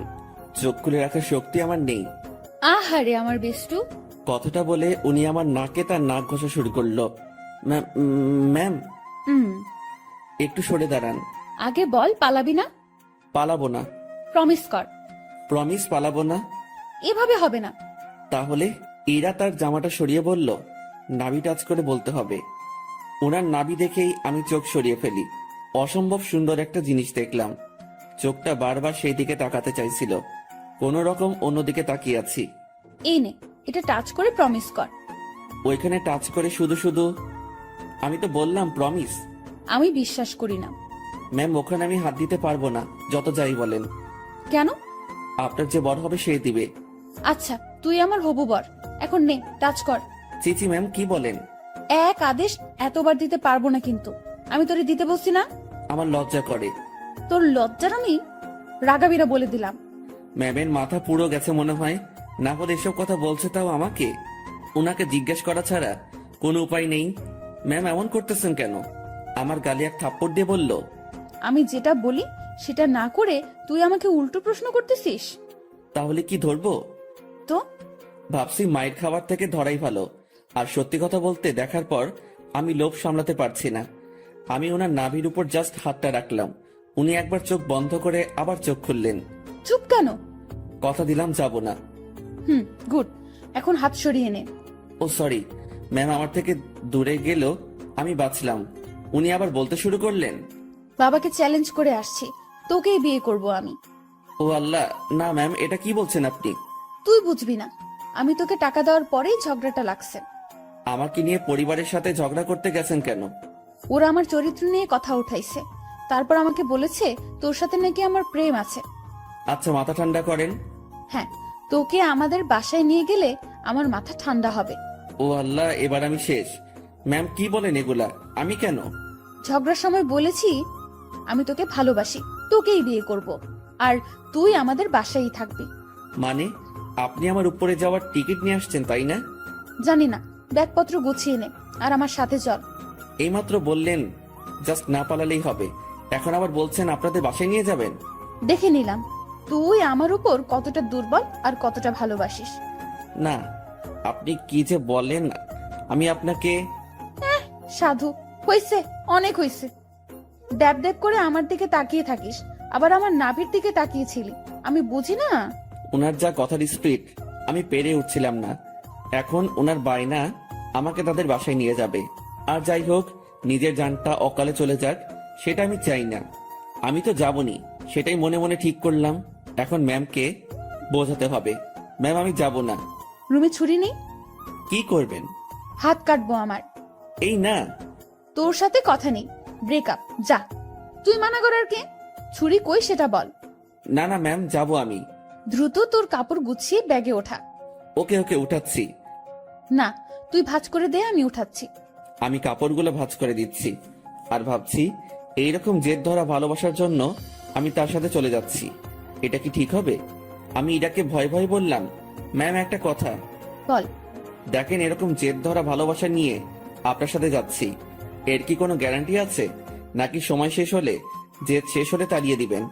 ইরা কেমন ঢং করে আমার দিকে তাকালো, মাজায় দুটো হাত রেখে বলল, আমাকে কি আগের দিনের গ্রামের মাতব্বর মনে হয় যে 4-5টা বিয়ে করব? বিয়ে একটাই, আর ভালোবাসা একটাই। আপনি কি আমাকে ভালোবাসেন? না। তো নিয়ে যাচ্ছেন কেন? একসাথে থাকতে থাকতে ভালোবাসাটা হয়ে যাবে। আচ্ছা চলেন। দাঁড়া, কিছু কথা বলে নেই। জি বলেন। আমাদের তো জয়েন্ট ফ্যামিলি, বাসায় প্রায় 50 জনের বেশি মেম্বার আছে। কেউ যদি বলে তুই কি কাজ করিস, কি বলবি তখন? এখন তো বেকার, কি আর বলবো, বেকারই বলতে হবে। না, তুই যে পিয়নের চাকরি করিস সেটা বলবি। চাকরিটা তো নেই। আছে। আপনি বললেই হলো নাকি? স্যার আমাকে মানা করে দিয়েছে। কোম্পানির 60% শেয়ার আমার। মালিক তাহলে কে? জি আপনি। আজ বাসায় আমার সাথে থেকে কাল সকালে দুজন একসাথে অফিসে যাব, ঠিক আছে? জি ম্যাম, ঠিক আছে। যানটা হাতে নিয়ে ওনার সাথে রওনা দিলাম। ম্যাম কখন কি করে বোঝা বড় দায়। তার মাথায় যে কি করে আল্লাহ জানে, আর উনিই জানেন। ওনার বাসার দিকে যতই অগ্রসর হচ্ছি ততই বুকের ধুকপুকুনিটা বাড়ছে। ম্যামের বাবাকে অফিসে দেখেই যে ভয় পেয়েছি, এখন তার সামনে থাকতে হবে, তাও আবার তার মেয়ের হবু জামাই হয়ে। ভাবতেই সারা শরীরে লোমগুলো দাঁড়িয়ে যাচ্ছে। ওনার বাসায় পৌঁছে গেলাম। গাড়ি যেখানে পার্ক করলো সেখানেই আরো অনেকগুলো গাড়ি। বাসাটা দেখে মনে হয় না এত লোক এখানে থাকে। এই, তুই আমার পিছু পিছু থাকবি, ওকে? জি ম্যাম, ওকে। বাসার ভেতরে ঢুকলাম। বসার ঘরে সবাই বসে আছে, কেউ কেউ আড্ডাতে মেতে আছে। আমাদেরকে দেখে সবার কাজ করা বন্ধ হয়ে গেল। আমি মাথা নিচের দিকে দিয়ে আছি, কারো দিকে তাকানোর সাহস নেই। এই ম্যামের জন্য আমি এই পরিস্থিতিতে পড়েছি। আমি ম্যামের কথা কেন শুনতেছি? আমি কি ওনাকে মনের অজান্তে ভালোবেসে ফেলেছি? না, ভাবনা ঢুকলে চলবে না। এখন অ্যাক্টিভ থাকতে হবে। ম্যাম যেটা বলবে সেটাই করতে হবে। ধীরে ধীরে বাসার সবাই চলে আসলো। ওনার বাবা মা তো প্রথম থেকেই এখানে ছিলেন। এই যে আমি আমার বরকে এনেছি, আজ থেকে ও এখানেই থাকবে। কেউ যদি আমাকে বাসা থেকে বের করে দেওয়ার কথা ভাবো, তো আমার সম্পত্তি বুঝিয়ে দিয়ে তারপর বের করে দিও। তুই আমার মেয়ে। দেখো, ওর জেদ খুব। তুমি কিছু বলো না, ও ঠিক হয়ে যাবে। আর এই ছেলে তোর আমি। আমার দিকে তাকিয়ে কথা বলছে। আমি তো ভয়ে শেষ। ইরা, মা, তুই ওকে নিয়ে উপরে যা। ম্যাম আমাকে নিয়ে তার রুমে আসলো। অমায়িক সব সাজগোজ, রুমটা এত সুন্দর যে যেদিকে তাকাচ্ছি অবাক হচ্ছি। আমি তো রুম দেখাতে ব্যস্ত। ম্যাম তখন আমাকে বললেন, তুই বিছানায় উঠে থাক, আমি আসছি। ম্যাম কই যান আপনি? নিচে। আমার ভয় করে কেউ এসে আমাকে মেরে ফেলবে। আরে পাগলা, কে মারবে? আপনার ওই পুলিশ চাচা। উনি বাসায় নেই, আর আমি নিচে যাব আর আসবো। আচ্ছা। ইরা চলে যাওয়ার পর রুমটা ভালোভাবে দেখছিলাম। দেখতে দেখতে বিছানায় বসে পড়লাম। বিছানাটাও বেশ নরম। বসার সাথে সাথে কেমন যেন একটা নরম তুলতুলে ভাব। হঠাৎ ইরার মা রুমে প্রবেশ করলেন। আমি তাকে দেখে দাঁড়িয়ে গেলাম। উনি আমার কাছে এসে বললেন, বাবা, নাম কি তোমার? জি শুভ। ও, ইরা হয়তো পাগলামি করে এমনটা করেছে। তোমার বাবা মা, ফ্যামিলি আছে, তারা এইসব শুনলে সমস্যা করবে। তুমি বিকেল পর্যন্ত থেকে চলে যেও, একটু পরে ওর রাগ কমে যাবে। আমি কিছু বলার আগেই রুমে ঢুকতে ঢুকতে ইরা বলল, ওর বাবা মা নেই, বিকেল পর্যন্ত রাখার জন্য ওনাকে আমি নিয়ে আসিনি। আর তোমাকে এসব বলতে কে বলেছে? দেখ ইরা, তোর বাবাকে তুই তো চিনিস। বাবাও আমাকে চেনে। বাইরের একটা ছেলে ধরে এনে এভাবে বাসায় ঢুকানো ঠিক হয়নি। লোকে খারাপ বলবে, সমাজ খারাপ বলবে। তো তোমরা সবাই আমাকে ওইসব বলেছিলে কেন, যে ওর সাথে আমার রিলেশন আছে? আচ্ছা, আমরা সবাই তোর কাছে ক্ষমা চেয়ে নিব। এখন তুই ছেলেটাকে বিদায় কর। না, ওকে আর কিভাবে বিদায় করব? ও আমাদের এখানেই থাকবে। মানে? আমার রাগটা কমে যাক, আমি বাবার সাথে কথা বলে নিব। তুমি যাও। তুই এখনই এসে তোর বাবার সাথে কথা বল। যাও তুমি, আমি আসতেছি। ইরার মা চলে যাওয়ার পর, ম্যাম আমি বলি কি, আপনার রাগ কমে যাওয়ার পর আমি চলে যাব। পরিবারের সাথে এমন করতে হয় না। সবাই যেটা বলে সেটার মধ্যে থাকাই ভালো। তোর থেকে ভালো বুঝি আমি। জি ঠিক আছে। তুই যে চলে যেতে চাস, তাহলে আমাদের বন্ধুত্বের কি হবে? এরকম বন্ধু পাওয়া অনেক মুশকিল। এখন পেয়েছি, কাছে রাখার চেষ্টা করব। তুই এখান থেকে যাওয়ার কথা মুখে আনবি না। আচ্ছা ম্যাম আমার সাথে কিছু সময় কথা বলে তার বাবার কাছে যায়। সেখানে তার বাবার সাথে অনেক কথা হয়, আর সেগুলো আমাকে এসে ম্যাম বলা শুরু করলো। শোন, তোর চাকরি কনফার্ম। ড্রাইভিং করতে পারিস? না। ও আচ্ছা, বাবাকে সত্যি কথাটা বলে দিয়েছি। আর রাগের মাথায় তোর সাথে অনেক কিছুই করে ফেলেছি। তুই মন খারাপ করিস না। আর তুই আমার বন্ধু, তোকে দূরে সরিয়ে দেব না, কাছেই রাখছি আমার ড্রাইভার হিসেবে। আমি যেখানেই যাব তুইও সেখানে। খুশি তো? ম্যাম এত কিছু করলেন, আমার তো এ বাসার লোকজনদের দেখলে ভয় করে। হারে পাগল, ভয় কিসের? আর তুই থাকবি তো আমার সাথে, একা একা তো না। হুম। আর তোর থাকার জায়গাও আমার খুব কাছে। মানে? মানে পাশের রুমে। আমার রুম থেকে তোর রুম যেতে বাইরে দিয়ে ঘুরে যেতে হবে না। 2 রুমের মাঝেই একটা দরজা আছে, দেখবি? আয়। ম্যাম আমাকে নতুন রুমটা দেখিয়ে দিল। ম্যামের কোনো বান্ধবী আসলে এই রুমেই থাকতো। বন্ধু হিসেবে এটা আমার জন্য ফিক্সড। সেই যে এসে রুমে ঢুকেছি, বের হওয়ার নামই নেই। কিভাবে বের হব? বাইরে বের হওয়ার কথা মনে হলেই হাত পা ঠান্ডা হয়ে আসে। এই বাসার মানুষকে বড্ড ভয় হয়, তবে আমি জানি না তারা কেমন। বিকেলবেলা ম্যাম আমাকে নিয়ে বের হয়। ম্যাম গাড়ি চালাচ্ছে আর ধীরে ধীরে আমাকে সবকিছু শিখিয়ে দিচ্ছে। মন দিয়ে সব দেখছিলাম আর শুনছিলাম।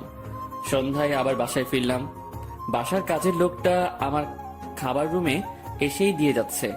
তার মানে বাকিদের সাথে খেতে হবে না। বাঁচা গেল। ম্যাম তার রুমে বসে অফিসের কাজ করছে, আর আমি আমার রুমে বসে কোনো কাজ নেই। একবার রুমের এপাশ থেকে ওপাশে যাচ্ছি, কখন আবার রুমের জানালা খুলে দিয়ে দাঁড়িয়ে থাকি। আমার তো আবার প্রকৃতি দেখার অভ্যাস। আর একটু রাত হলো, এবার নজর গেল নিজের ব্যাগের দিকে। ব্যাগ থেকে কাপড় এখনো বের করা হয়নি।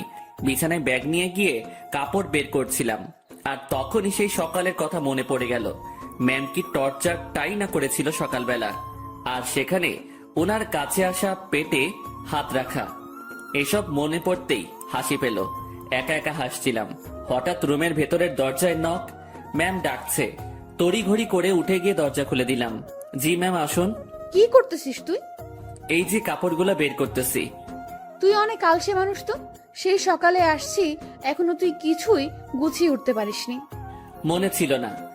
ভাঁজ কর এখন। আমি আবার বিছানায় বসে কাপড় ভাঁজ করায় মন দিলাম। ম্যাম আমার গা ঘেঁষে বসলো। উনি খুব কাছে বসেছিল, তাই বললাম, ম্যাম একটু দূরে বসেন, সমস্যা হচ্ছে। কথাটা বলেই মনে হয় জীবনে সব থেকে বড় একটা ভুল করলাম। কথাটা বলার সাথে সাথে ম্যাম চোখ লাল করে ফেললেন। দেখে বোঝাই যাচ্ছিল বেশ রাগ করেছে। ফর্সা মানুষ, তার শরীরে রক্তগুলো সব চোখ মুখ গালে এসে জড়ো হচ্ছিল। দেখে এমনটাই মনে হচ্ছে। উনি উঠে দাঁড়ালেন আর তার রুমে চলে গেলেন দরজা না লাগিয়ে। আমি বিছানায় বসে আছি, ভাবছি ভুল যা করার তা তো করেই ফেলেছি। আমার জীবনে সুখ নেই, শুধু সমস্যা আর সমস্যা। কাপড় আর ব্যাগ ফেলে রেখেই পা টিপে টিপে তার রুমের দিকে এগোতে থাকলাম। উকি দিয়ে দেখি আমার মতোই জানালা খুলে দাঁড়িয়ে আছে, বারবার চোখ মুছছে। ওনার রাগ ভাঙাতে ওনার খুব কাছে গিয়ে দাঁড়াতে হবে, তাছাড়া এর বিকল্প কোনো উপায় নেই। আমি পা টিপে টিপে তার কাছে গেলাম। উনি কিছু বলছেন না, হয়তো টের পেয়েছেন আমি আসছি। উনি যে চালাক মানুষ, আমার রুমে প্রবেশ করা অবশ্যই টের পেয়েছেন। আমি তার পাশে গিয়ে দাঁড়াতেই, আপনি আপনার রুমে যান, নয়তো খারাপ কিছু হবে। দুঃখিত, আমার ভুল হয়েছে। আমি আপনাকে আপনার রুমে যেতে বলেছি। আমি আরেকটু কাছে গিয়ে দাঁড়ালাম, কিন্তু তার শরীরের সাথে স্পর্শ লাগেনি। রাগ উঠায়েন না আর। আচ্ছা, ইংরেজি ভাষায় বলতেছি, সরি। তোর সরির আমি, তুই যাবি এখান থেকে। একটু তো দূরেই যেতে বলেছি, তাতেই এত রাগ করতে হবে? আমি তো দূরের মানুষ, দূরেই থাকবো, তাই না? না, কাছের মানুষ। না না, কাছের মানুষ তো দূরে থাকে না, কাছেই থাকে। সরি, আমি বুঝতে পারিনি। আমার বলাটা ঠিক হয়নি, আপনার কাছে আসাটা ঠিক ছিল। রাত হয়েছে, রুমে গিয়ে ঘুমিয়ে পড়ো, সকালে অফিস আছে। রাগ কমেছে তো আপনার? কমে যাবে। এত অভিমানী আমি কখনো দেখিনি। আমি নিজেই নিজেকে প্রশ্ন করলাম, আমি ভুল করছি না তো? উনি এত বন্ধুত্বের কথা বলতেছেন, আমি তো তার ডাকে একটুও সাড়া দিচ্ছি না। আমার কি দূরে থাকাটা ঠিক হচ্ছে? উনি তো তার বন্ধুর জন্য অনেক কিছুই করেছে, আমি তো কিছুই করতে পারলাম না, বা এখনো কিছু করিনি। আমি কি তার বন্ধুত্বের ভালোবাসায় সাড়া দিব? মনের সাথে বোঝাপড়া যখন শেষ হলো, তখন আমি তার ডান হাতটা আমার দু হাতের মধ্যে রেখে বললাম, এই তো কাছে এসেছি, আর দূরে যাওয়ার কথা বলবো না। অমন ভুল কখনো হবে না, সরি। সত্যি তো? ওনার কণ্ঠ শুনে মনে হচ্ছিল অভিমানটা অনেকটাই কমেছে। কেন যে ম্যাম এমনটা করে? ম্যাম, এখন যাই তাহলে। কাছে থাকতে ভালো লাগছে না। আপনি তো বললেন কাল অফিস আছে, আমাকে ঘুমাতে বললেন। পরে ঘুমাবি। ম্যাম আনমনে জানালা দিয়ে বাইরে তাকিয়ে আছেন। তার ডান হাতটা তখনই আমার দু হাতের মধ্যে এক অন্যরকম ভালো লাগা কাজ করছিল তখন। সেটা যে কি আমি ঠিক বলতে পারবো না। আমি ম্যামের মুখের দিকে তাকালাম, দেখি মিটিমিটি হাসছে। আমি তার হাসি দেখে প্রশ্ন করেই বসলাম, এভাবে আনমনে বাইরে তাকিয়ে কি দেখেন? বাইরে কি দেখি? তোকে। আমাকে মানে? আরে পাগলা, তুই আমার জীবনে এমন ভাবে আসলি, মানে আমি ভাবতেই পারিনি তোর মতো একটা গাধা, তবে ভালো মানুষের সাথে বন্ধুত্ব হয়েছে। তবে আমার পোড়া কপাল। কেন? তুই আমাকে দেখে ভয় করিস, তেমন কথা বলতে চাস না। আমি যা বলি শুধু সেটাই করিস। আর কি করব? যাই হোক, সব ঠিক হয়ে যাবে। যা এখন ঘুমিয়ে পড়। আচ্ছা, গুড নাইট। Good night. পরদিন সকালবেলা থেকে অফিস করা শুরু করলাম। ম্যামের সাথে সবসময় থাকা, উনি যা বলে সেগুলো শোনা এবং করা, এগুলোতেই ব্যস্ত। দিনকে দিন যাচ্ছিল, আমার অবস্থা ততই ভালো হচ্ছিল। ম্যামের সাথে কথা বলতে এখন আর ভয় লাগে না। কোনো কিছু লাগলে সোজা সাপটা বলে দেই। এদিকে ড্রাইভিংটাও একটু একটু শিখেছি। তাদের বাসার দু একজনের সাথে কথাও হয়েছে। মোটামুটি সবকিছু স্বাভাবিকের দিকেই বলা যায়। কিন্তু এমনটা একটা দিন আসলো, সেদিন আমার স্বাভাবিক মন আর ঠিক থাকলো না। ম্যামের বাবা ম্যামের বিয়ের জন্য ছেলে দেখেছে। আজ অফিসে যাওয়া হয়নি আমাদের, কারণ ছেলেপক্ষ দেখতে আসবে। কিন্তু আমার কেমন জানি ভয় ভয় লাগছে। বারবার মনে হচ্ছে ওনার বিয়ে হওয়ার কি দরকার, এমন থাকলেও তো পারে। আমি যা ভাবছি সেটা তো ভুল, বিয়ে তো হবেই। আমি আমার রুমে বসে ছটফট করছিলাম, ম্যামের রুমে বারবার উকি দিচ্ছি। উনি বেশ স্বাভাবিকভাবেই আছেন, দেখে মনে হচ্ছে না উনি কোনো টেনশন বা ভয় আছেন। তাহলে আমি ভয় করছি কেন? আমি তাকে হারানোর ভয় করছি না তো। ছি ছি, তাকে হারানোর কি আছে? সে তো আর আমার না। ম্যাম আমাকে বলেছিল উনি আমাকে ভালোবাসেন, সেটা ছিল বন্ধুত্বের। আর আমি যেটা ভাবছি সেটা তো অন্য কিছু না। নিজের মনের অজান্তেই তাকে ভালোবেসে ফেললাম। এসব কখন হলো? আমি তো এইরকম কিছু ভাবিনি তার সম্পর্কে। পরক্ষণে মনে হলো আমি তার চিন্তায় দিন পার করেছি, সেখান থেকেই এই অবস্থা। নিজের রুমে আর থাকতে পারলাম না, বিছানা থেকে উঠে ম্যামের রুমে চলে গেলাম। ম্যাম বসে বই পড়ছেন, আমাকে দেখে বললেন, কিছু বলবি? হুম, বল। আপনাকে দেখতে আসছে। তুই তো জানিস নতুন করে প্রশ্ন করার কি আছে।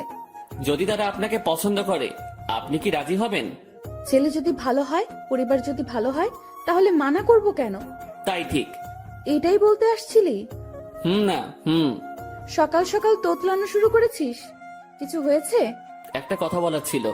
ম্যাম আমার দিকে তাকিয়ে বইটা বন্ধ করে পাশে রাখলো, তারপর আমাকে তার সামনাসামনি বসতে বলল। তোকে দেখে মনে হচ্ছে আমাকে কিছু বলতে চাচ্ছিস, কিন্তু ভয় করতেছিস। হ্যাঁ, ওই রকমই। ভয় নেই, বল। কিছু বলবেন না তো?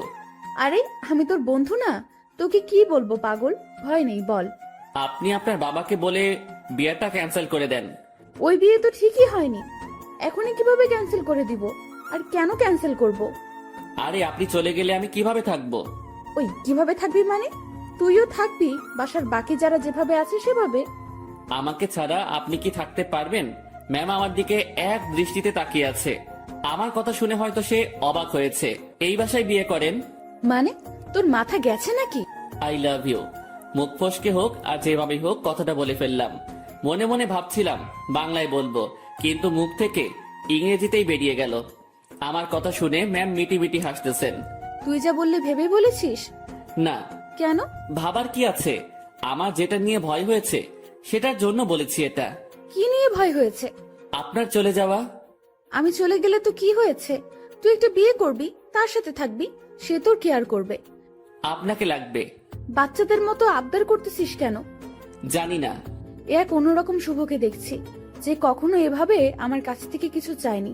আচ্ছা কি লাগবে, কি জন্য লাগবে, সবকিছু বুঝিয়ে বল। আমি কিছু বোঝাতে পারবো না। আপনাকে লাগবে, আর আপনাকে ভালোবাসার জন্য লাগবে। আমার এমন কথা শুনে ম্যাম লজ্জায় তো শেষ, অন্যদিকে তাকিয়ে হাসতেছে। হাসি থামিয়ে বলল, তো এখন আমাকে কি করতে হবে? আপনি বোঝেন না? যতই বুঝি, কিন্তু আপনাকে বলতে হবে। কি করতে হবে বলেন।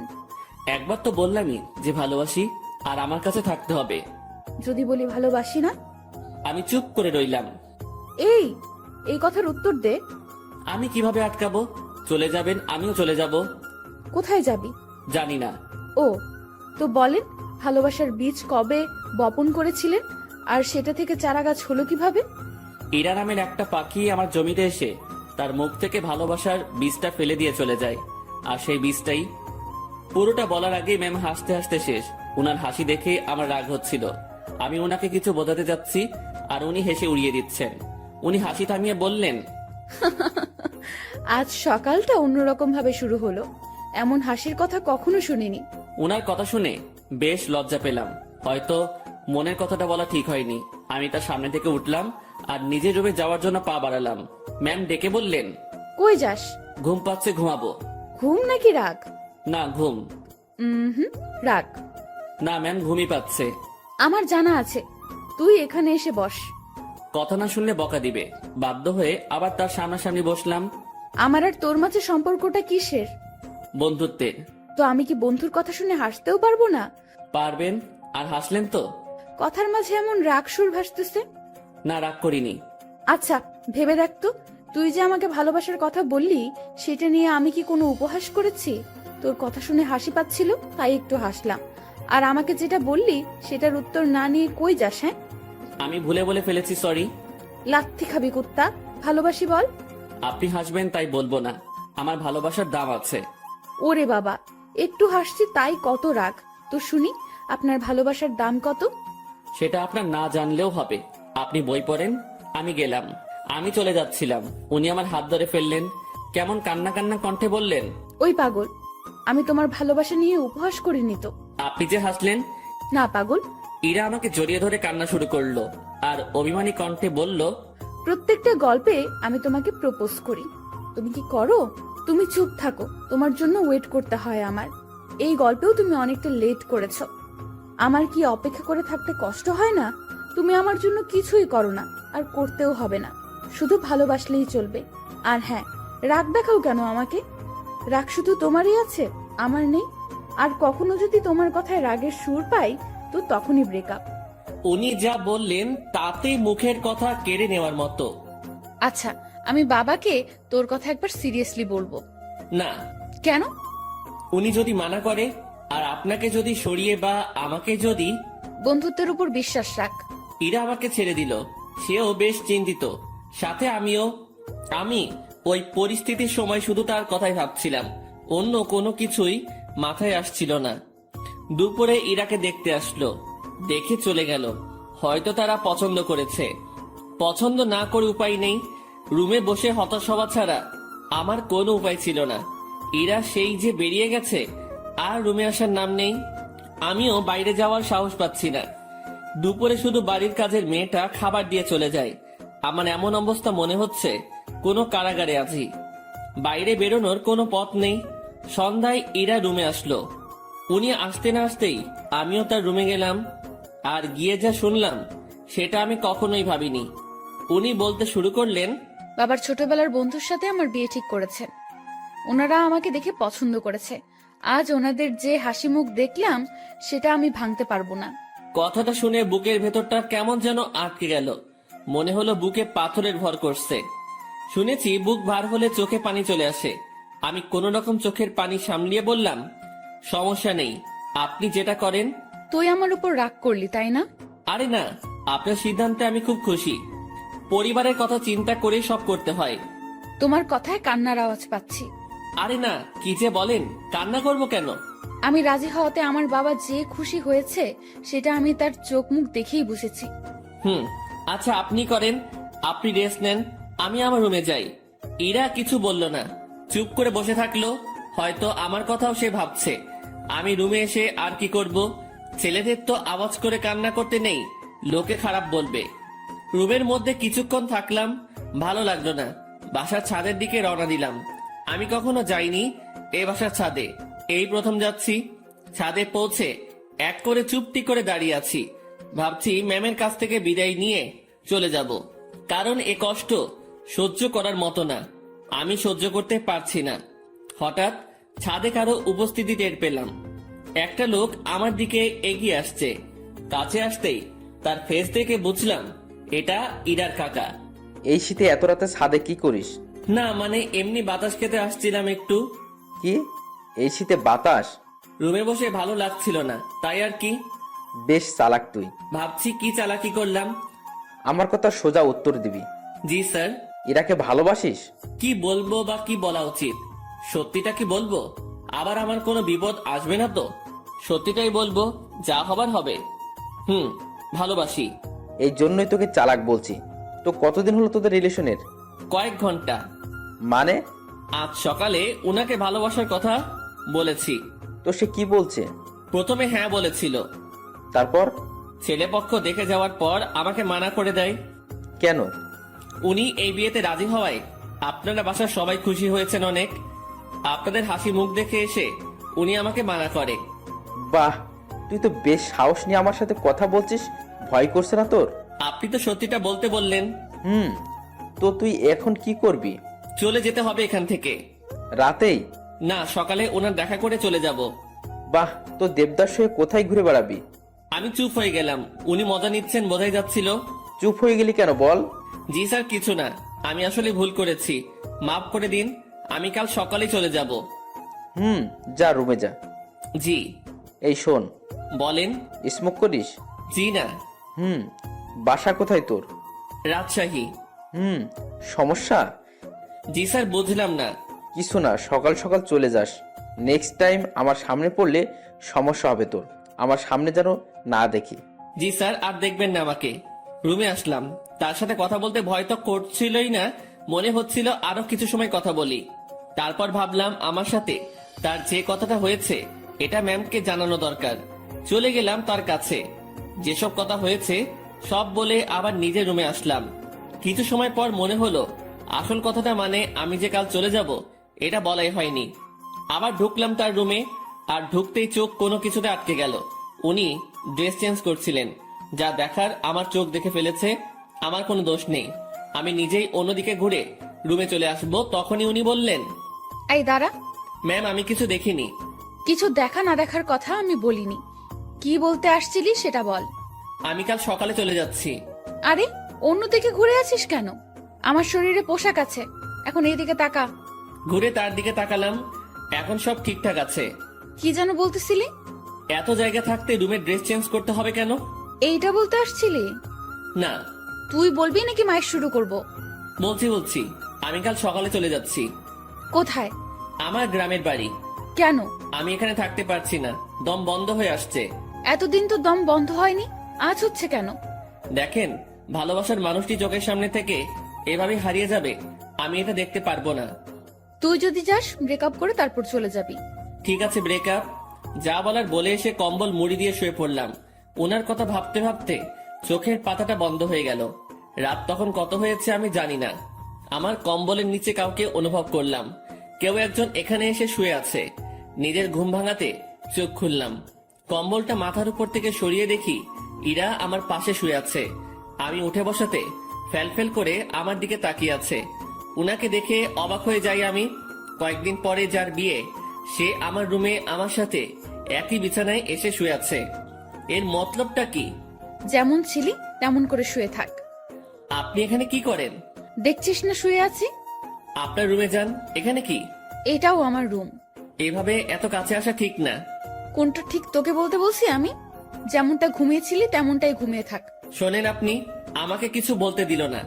উনি উঠে আমার মুখ চেপে ধরলো, তারপর শুয়ে দিয়ে উনি আমার পেটের উপর বসে কম্বলটা আমার মাথার পেছনে গুজে দিল।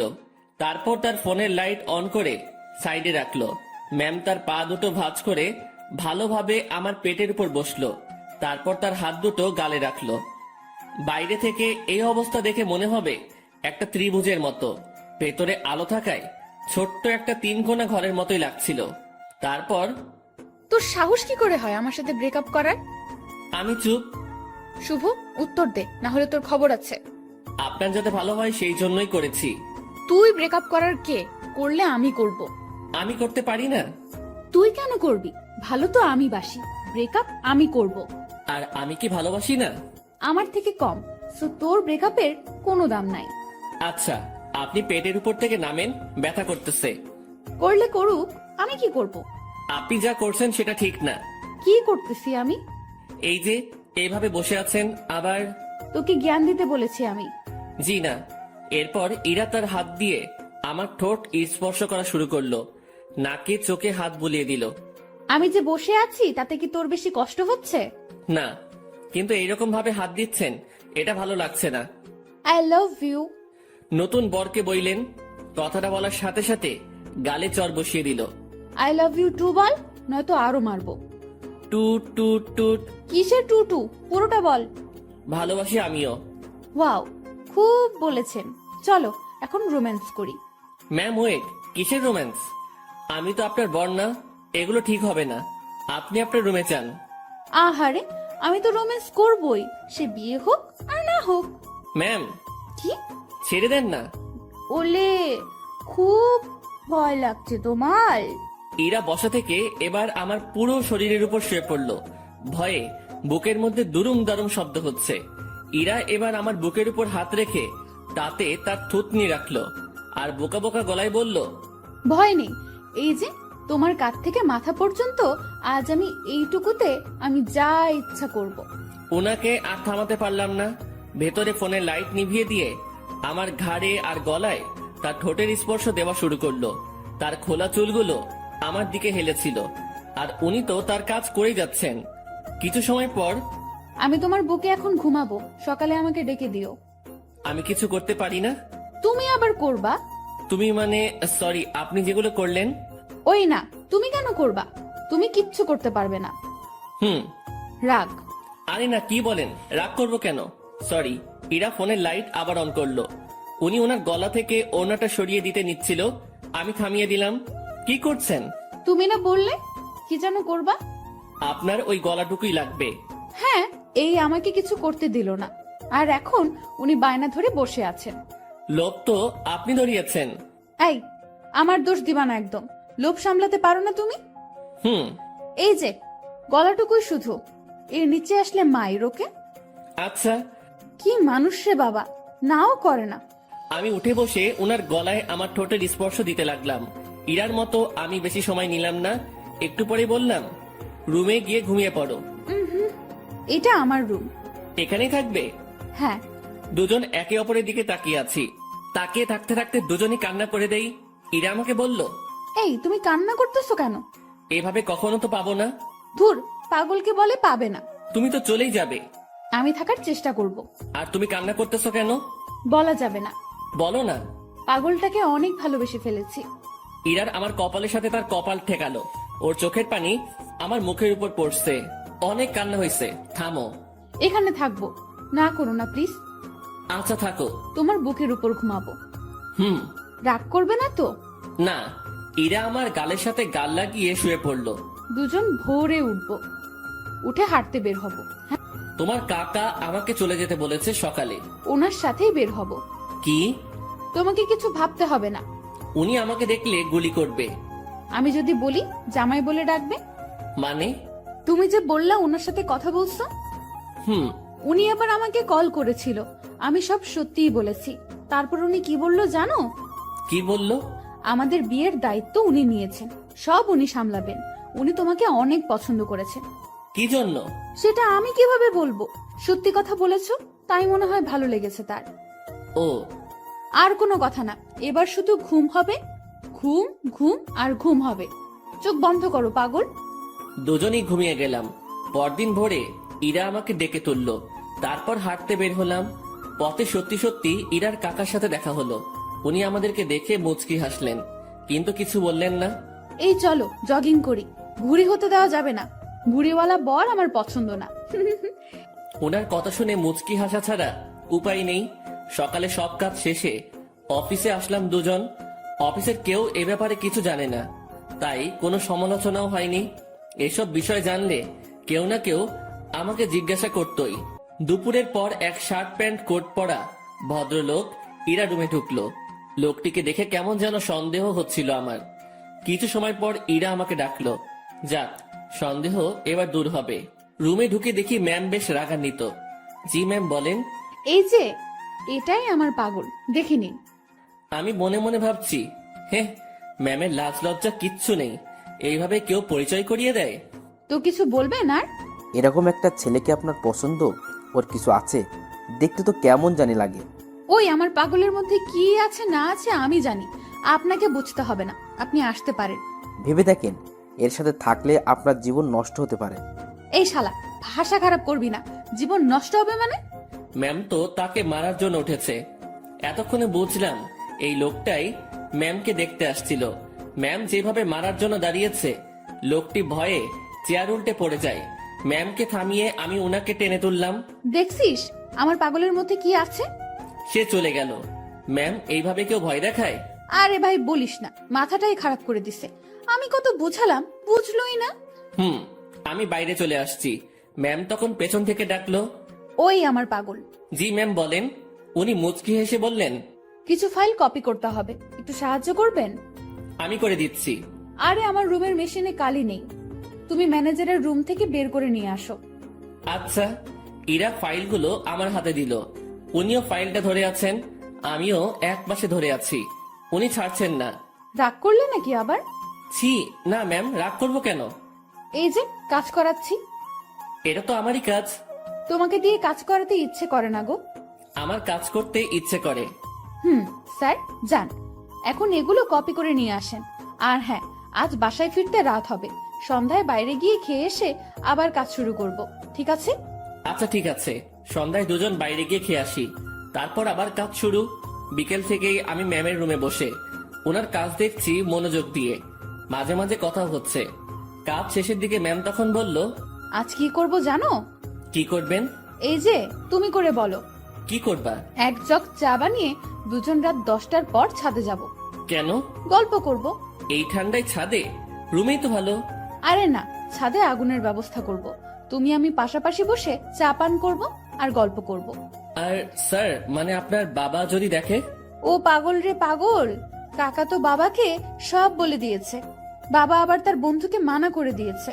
আর সেই জন্যই ছেলেটি আমার কাছে আসছে রিকোয়েস্ট করার জন্য, যাতে আমি মানা না করি। তারপর তোমার কথা বললাম, তোমাকে দেখালাম। ও, এই ব্যাপার? জি, এখন বাসায় সব চলবে। সব চলবে মানে? বাসায় চলো, বাসায় গিয়েই বুঝাবো নি। ঠিক আছে পাগল? কাজ শেষে আমরা বাসায় আসলাম।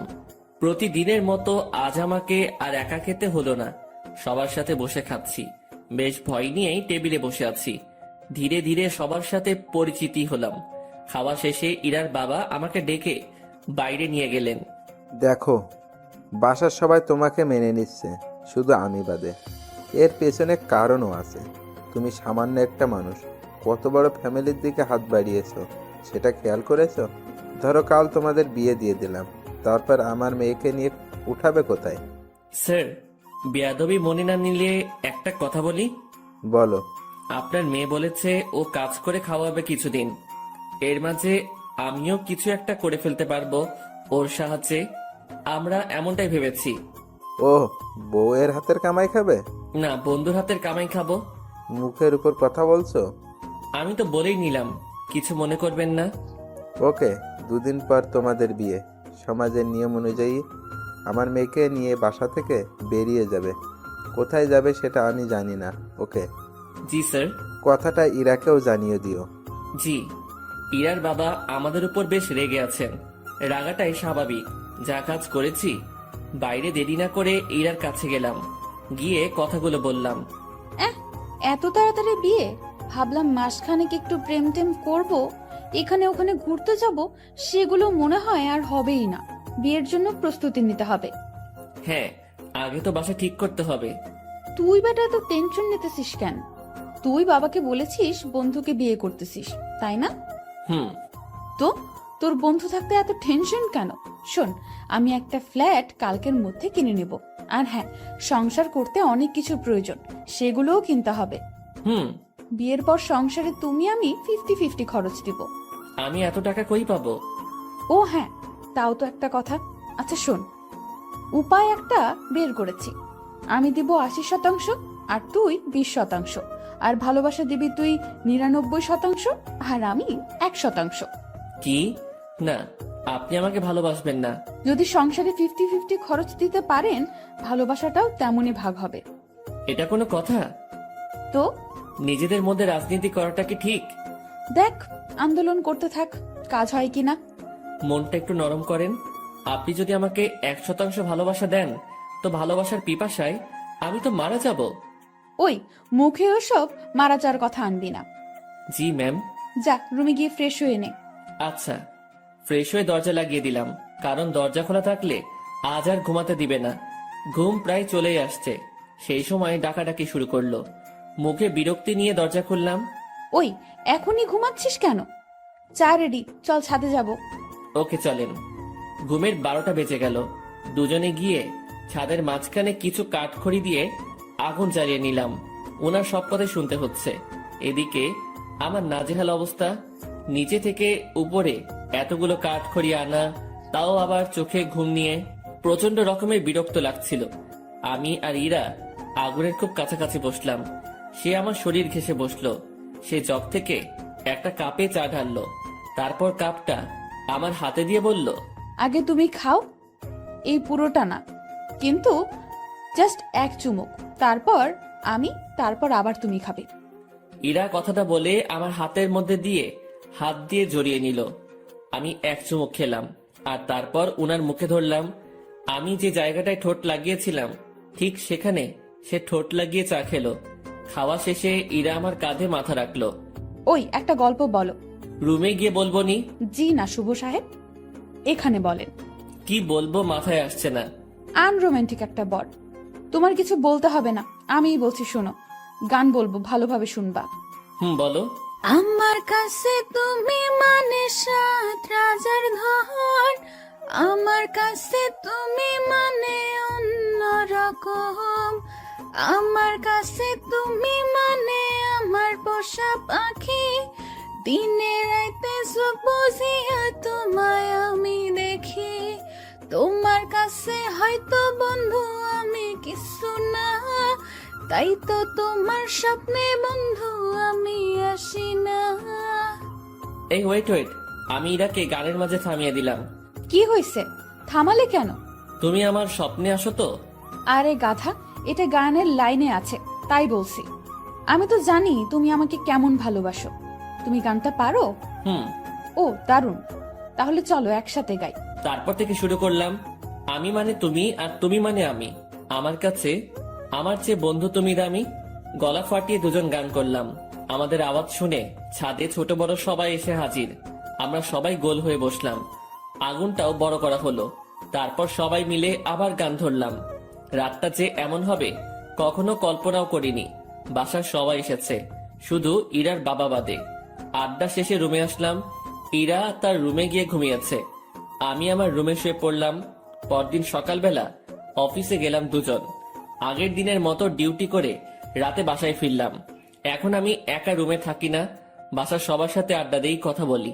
দিন দিন আনন্দগুলো বাড়ছিল। কথায় আছে, আনন্দ সুখ বেশি সময়ের জন্য নয়। সত্যি তাই। ইরার বাবা এসে আমাকে জানিয়ে দিয়ে গেলেন কাল আমাদের বিয়ে, আর কালকে আমাদের বাসা ছাড়তে হবে। আমি আর ইরা বসে বসে ভাবছি কি করা যায়। দোস্ত শুন, এভাবে লাভ নেই, ব্যাগ গুছিয়ে ফেল। তাহলে আমরা কাল চলে যাচ্ছি? হ, যাচ্ছি। অন্য কারোর সাথে বিয়ে হলে তো যেতেই হতো, তাই না? তো ব্যাপারটাকে স্বাভাবিক নেওয়ার দরকার না? হ্যাঁ, ঠিক বলেছেন। এখানে আমার সম্পত্তির দাবি নিয়ে থাকতে পারতাম, বাট ঠিক হবে না। ওসব ব্যাপার নিয়ে কথা না বলাই ভালো। ওনাদের ভালোবাসা নিয়েই আমরা বাসা থেকে চলে যাব, ওটাই আমাদের সম্পত্তি। তো যা, তোর ব্যাগ গুছিয়ে নে। রাতে ব্যাগপত্র গুছিয়ে নিলাম। সকালবেলা আমাদের বিয়ে হলো। আমার পক্ষ থেকে ইরার কাকা মুরব্বি হলেন। বিয়ের সব কাজ শেষে খাওয়া দাওয়া শেষ, এবার আমাদের যাওয়ার পালা। আমরা রাতে প্ল্যান করেছি বিয়ে করি আর যাই করি অফিস মিস দেওয়া যাবে না।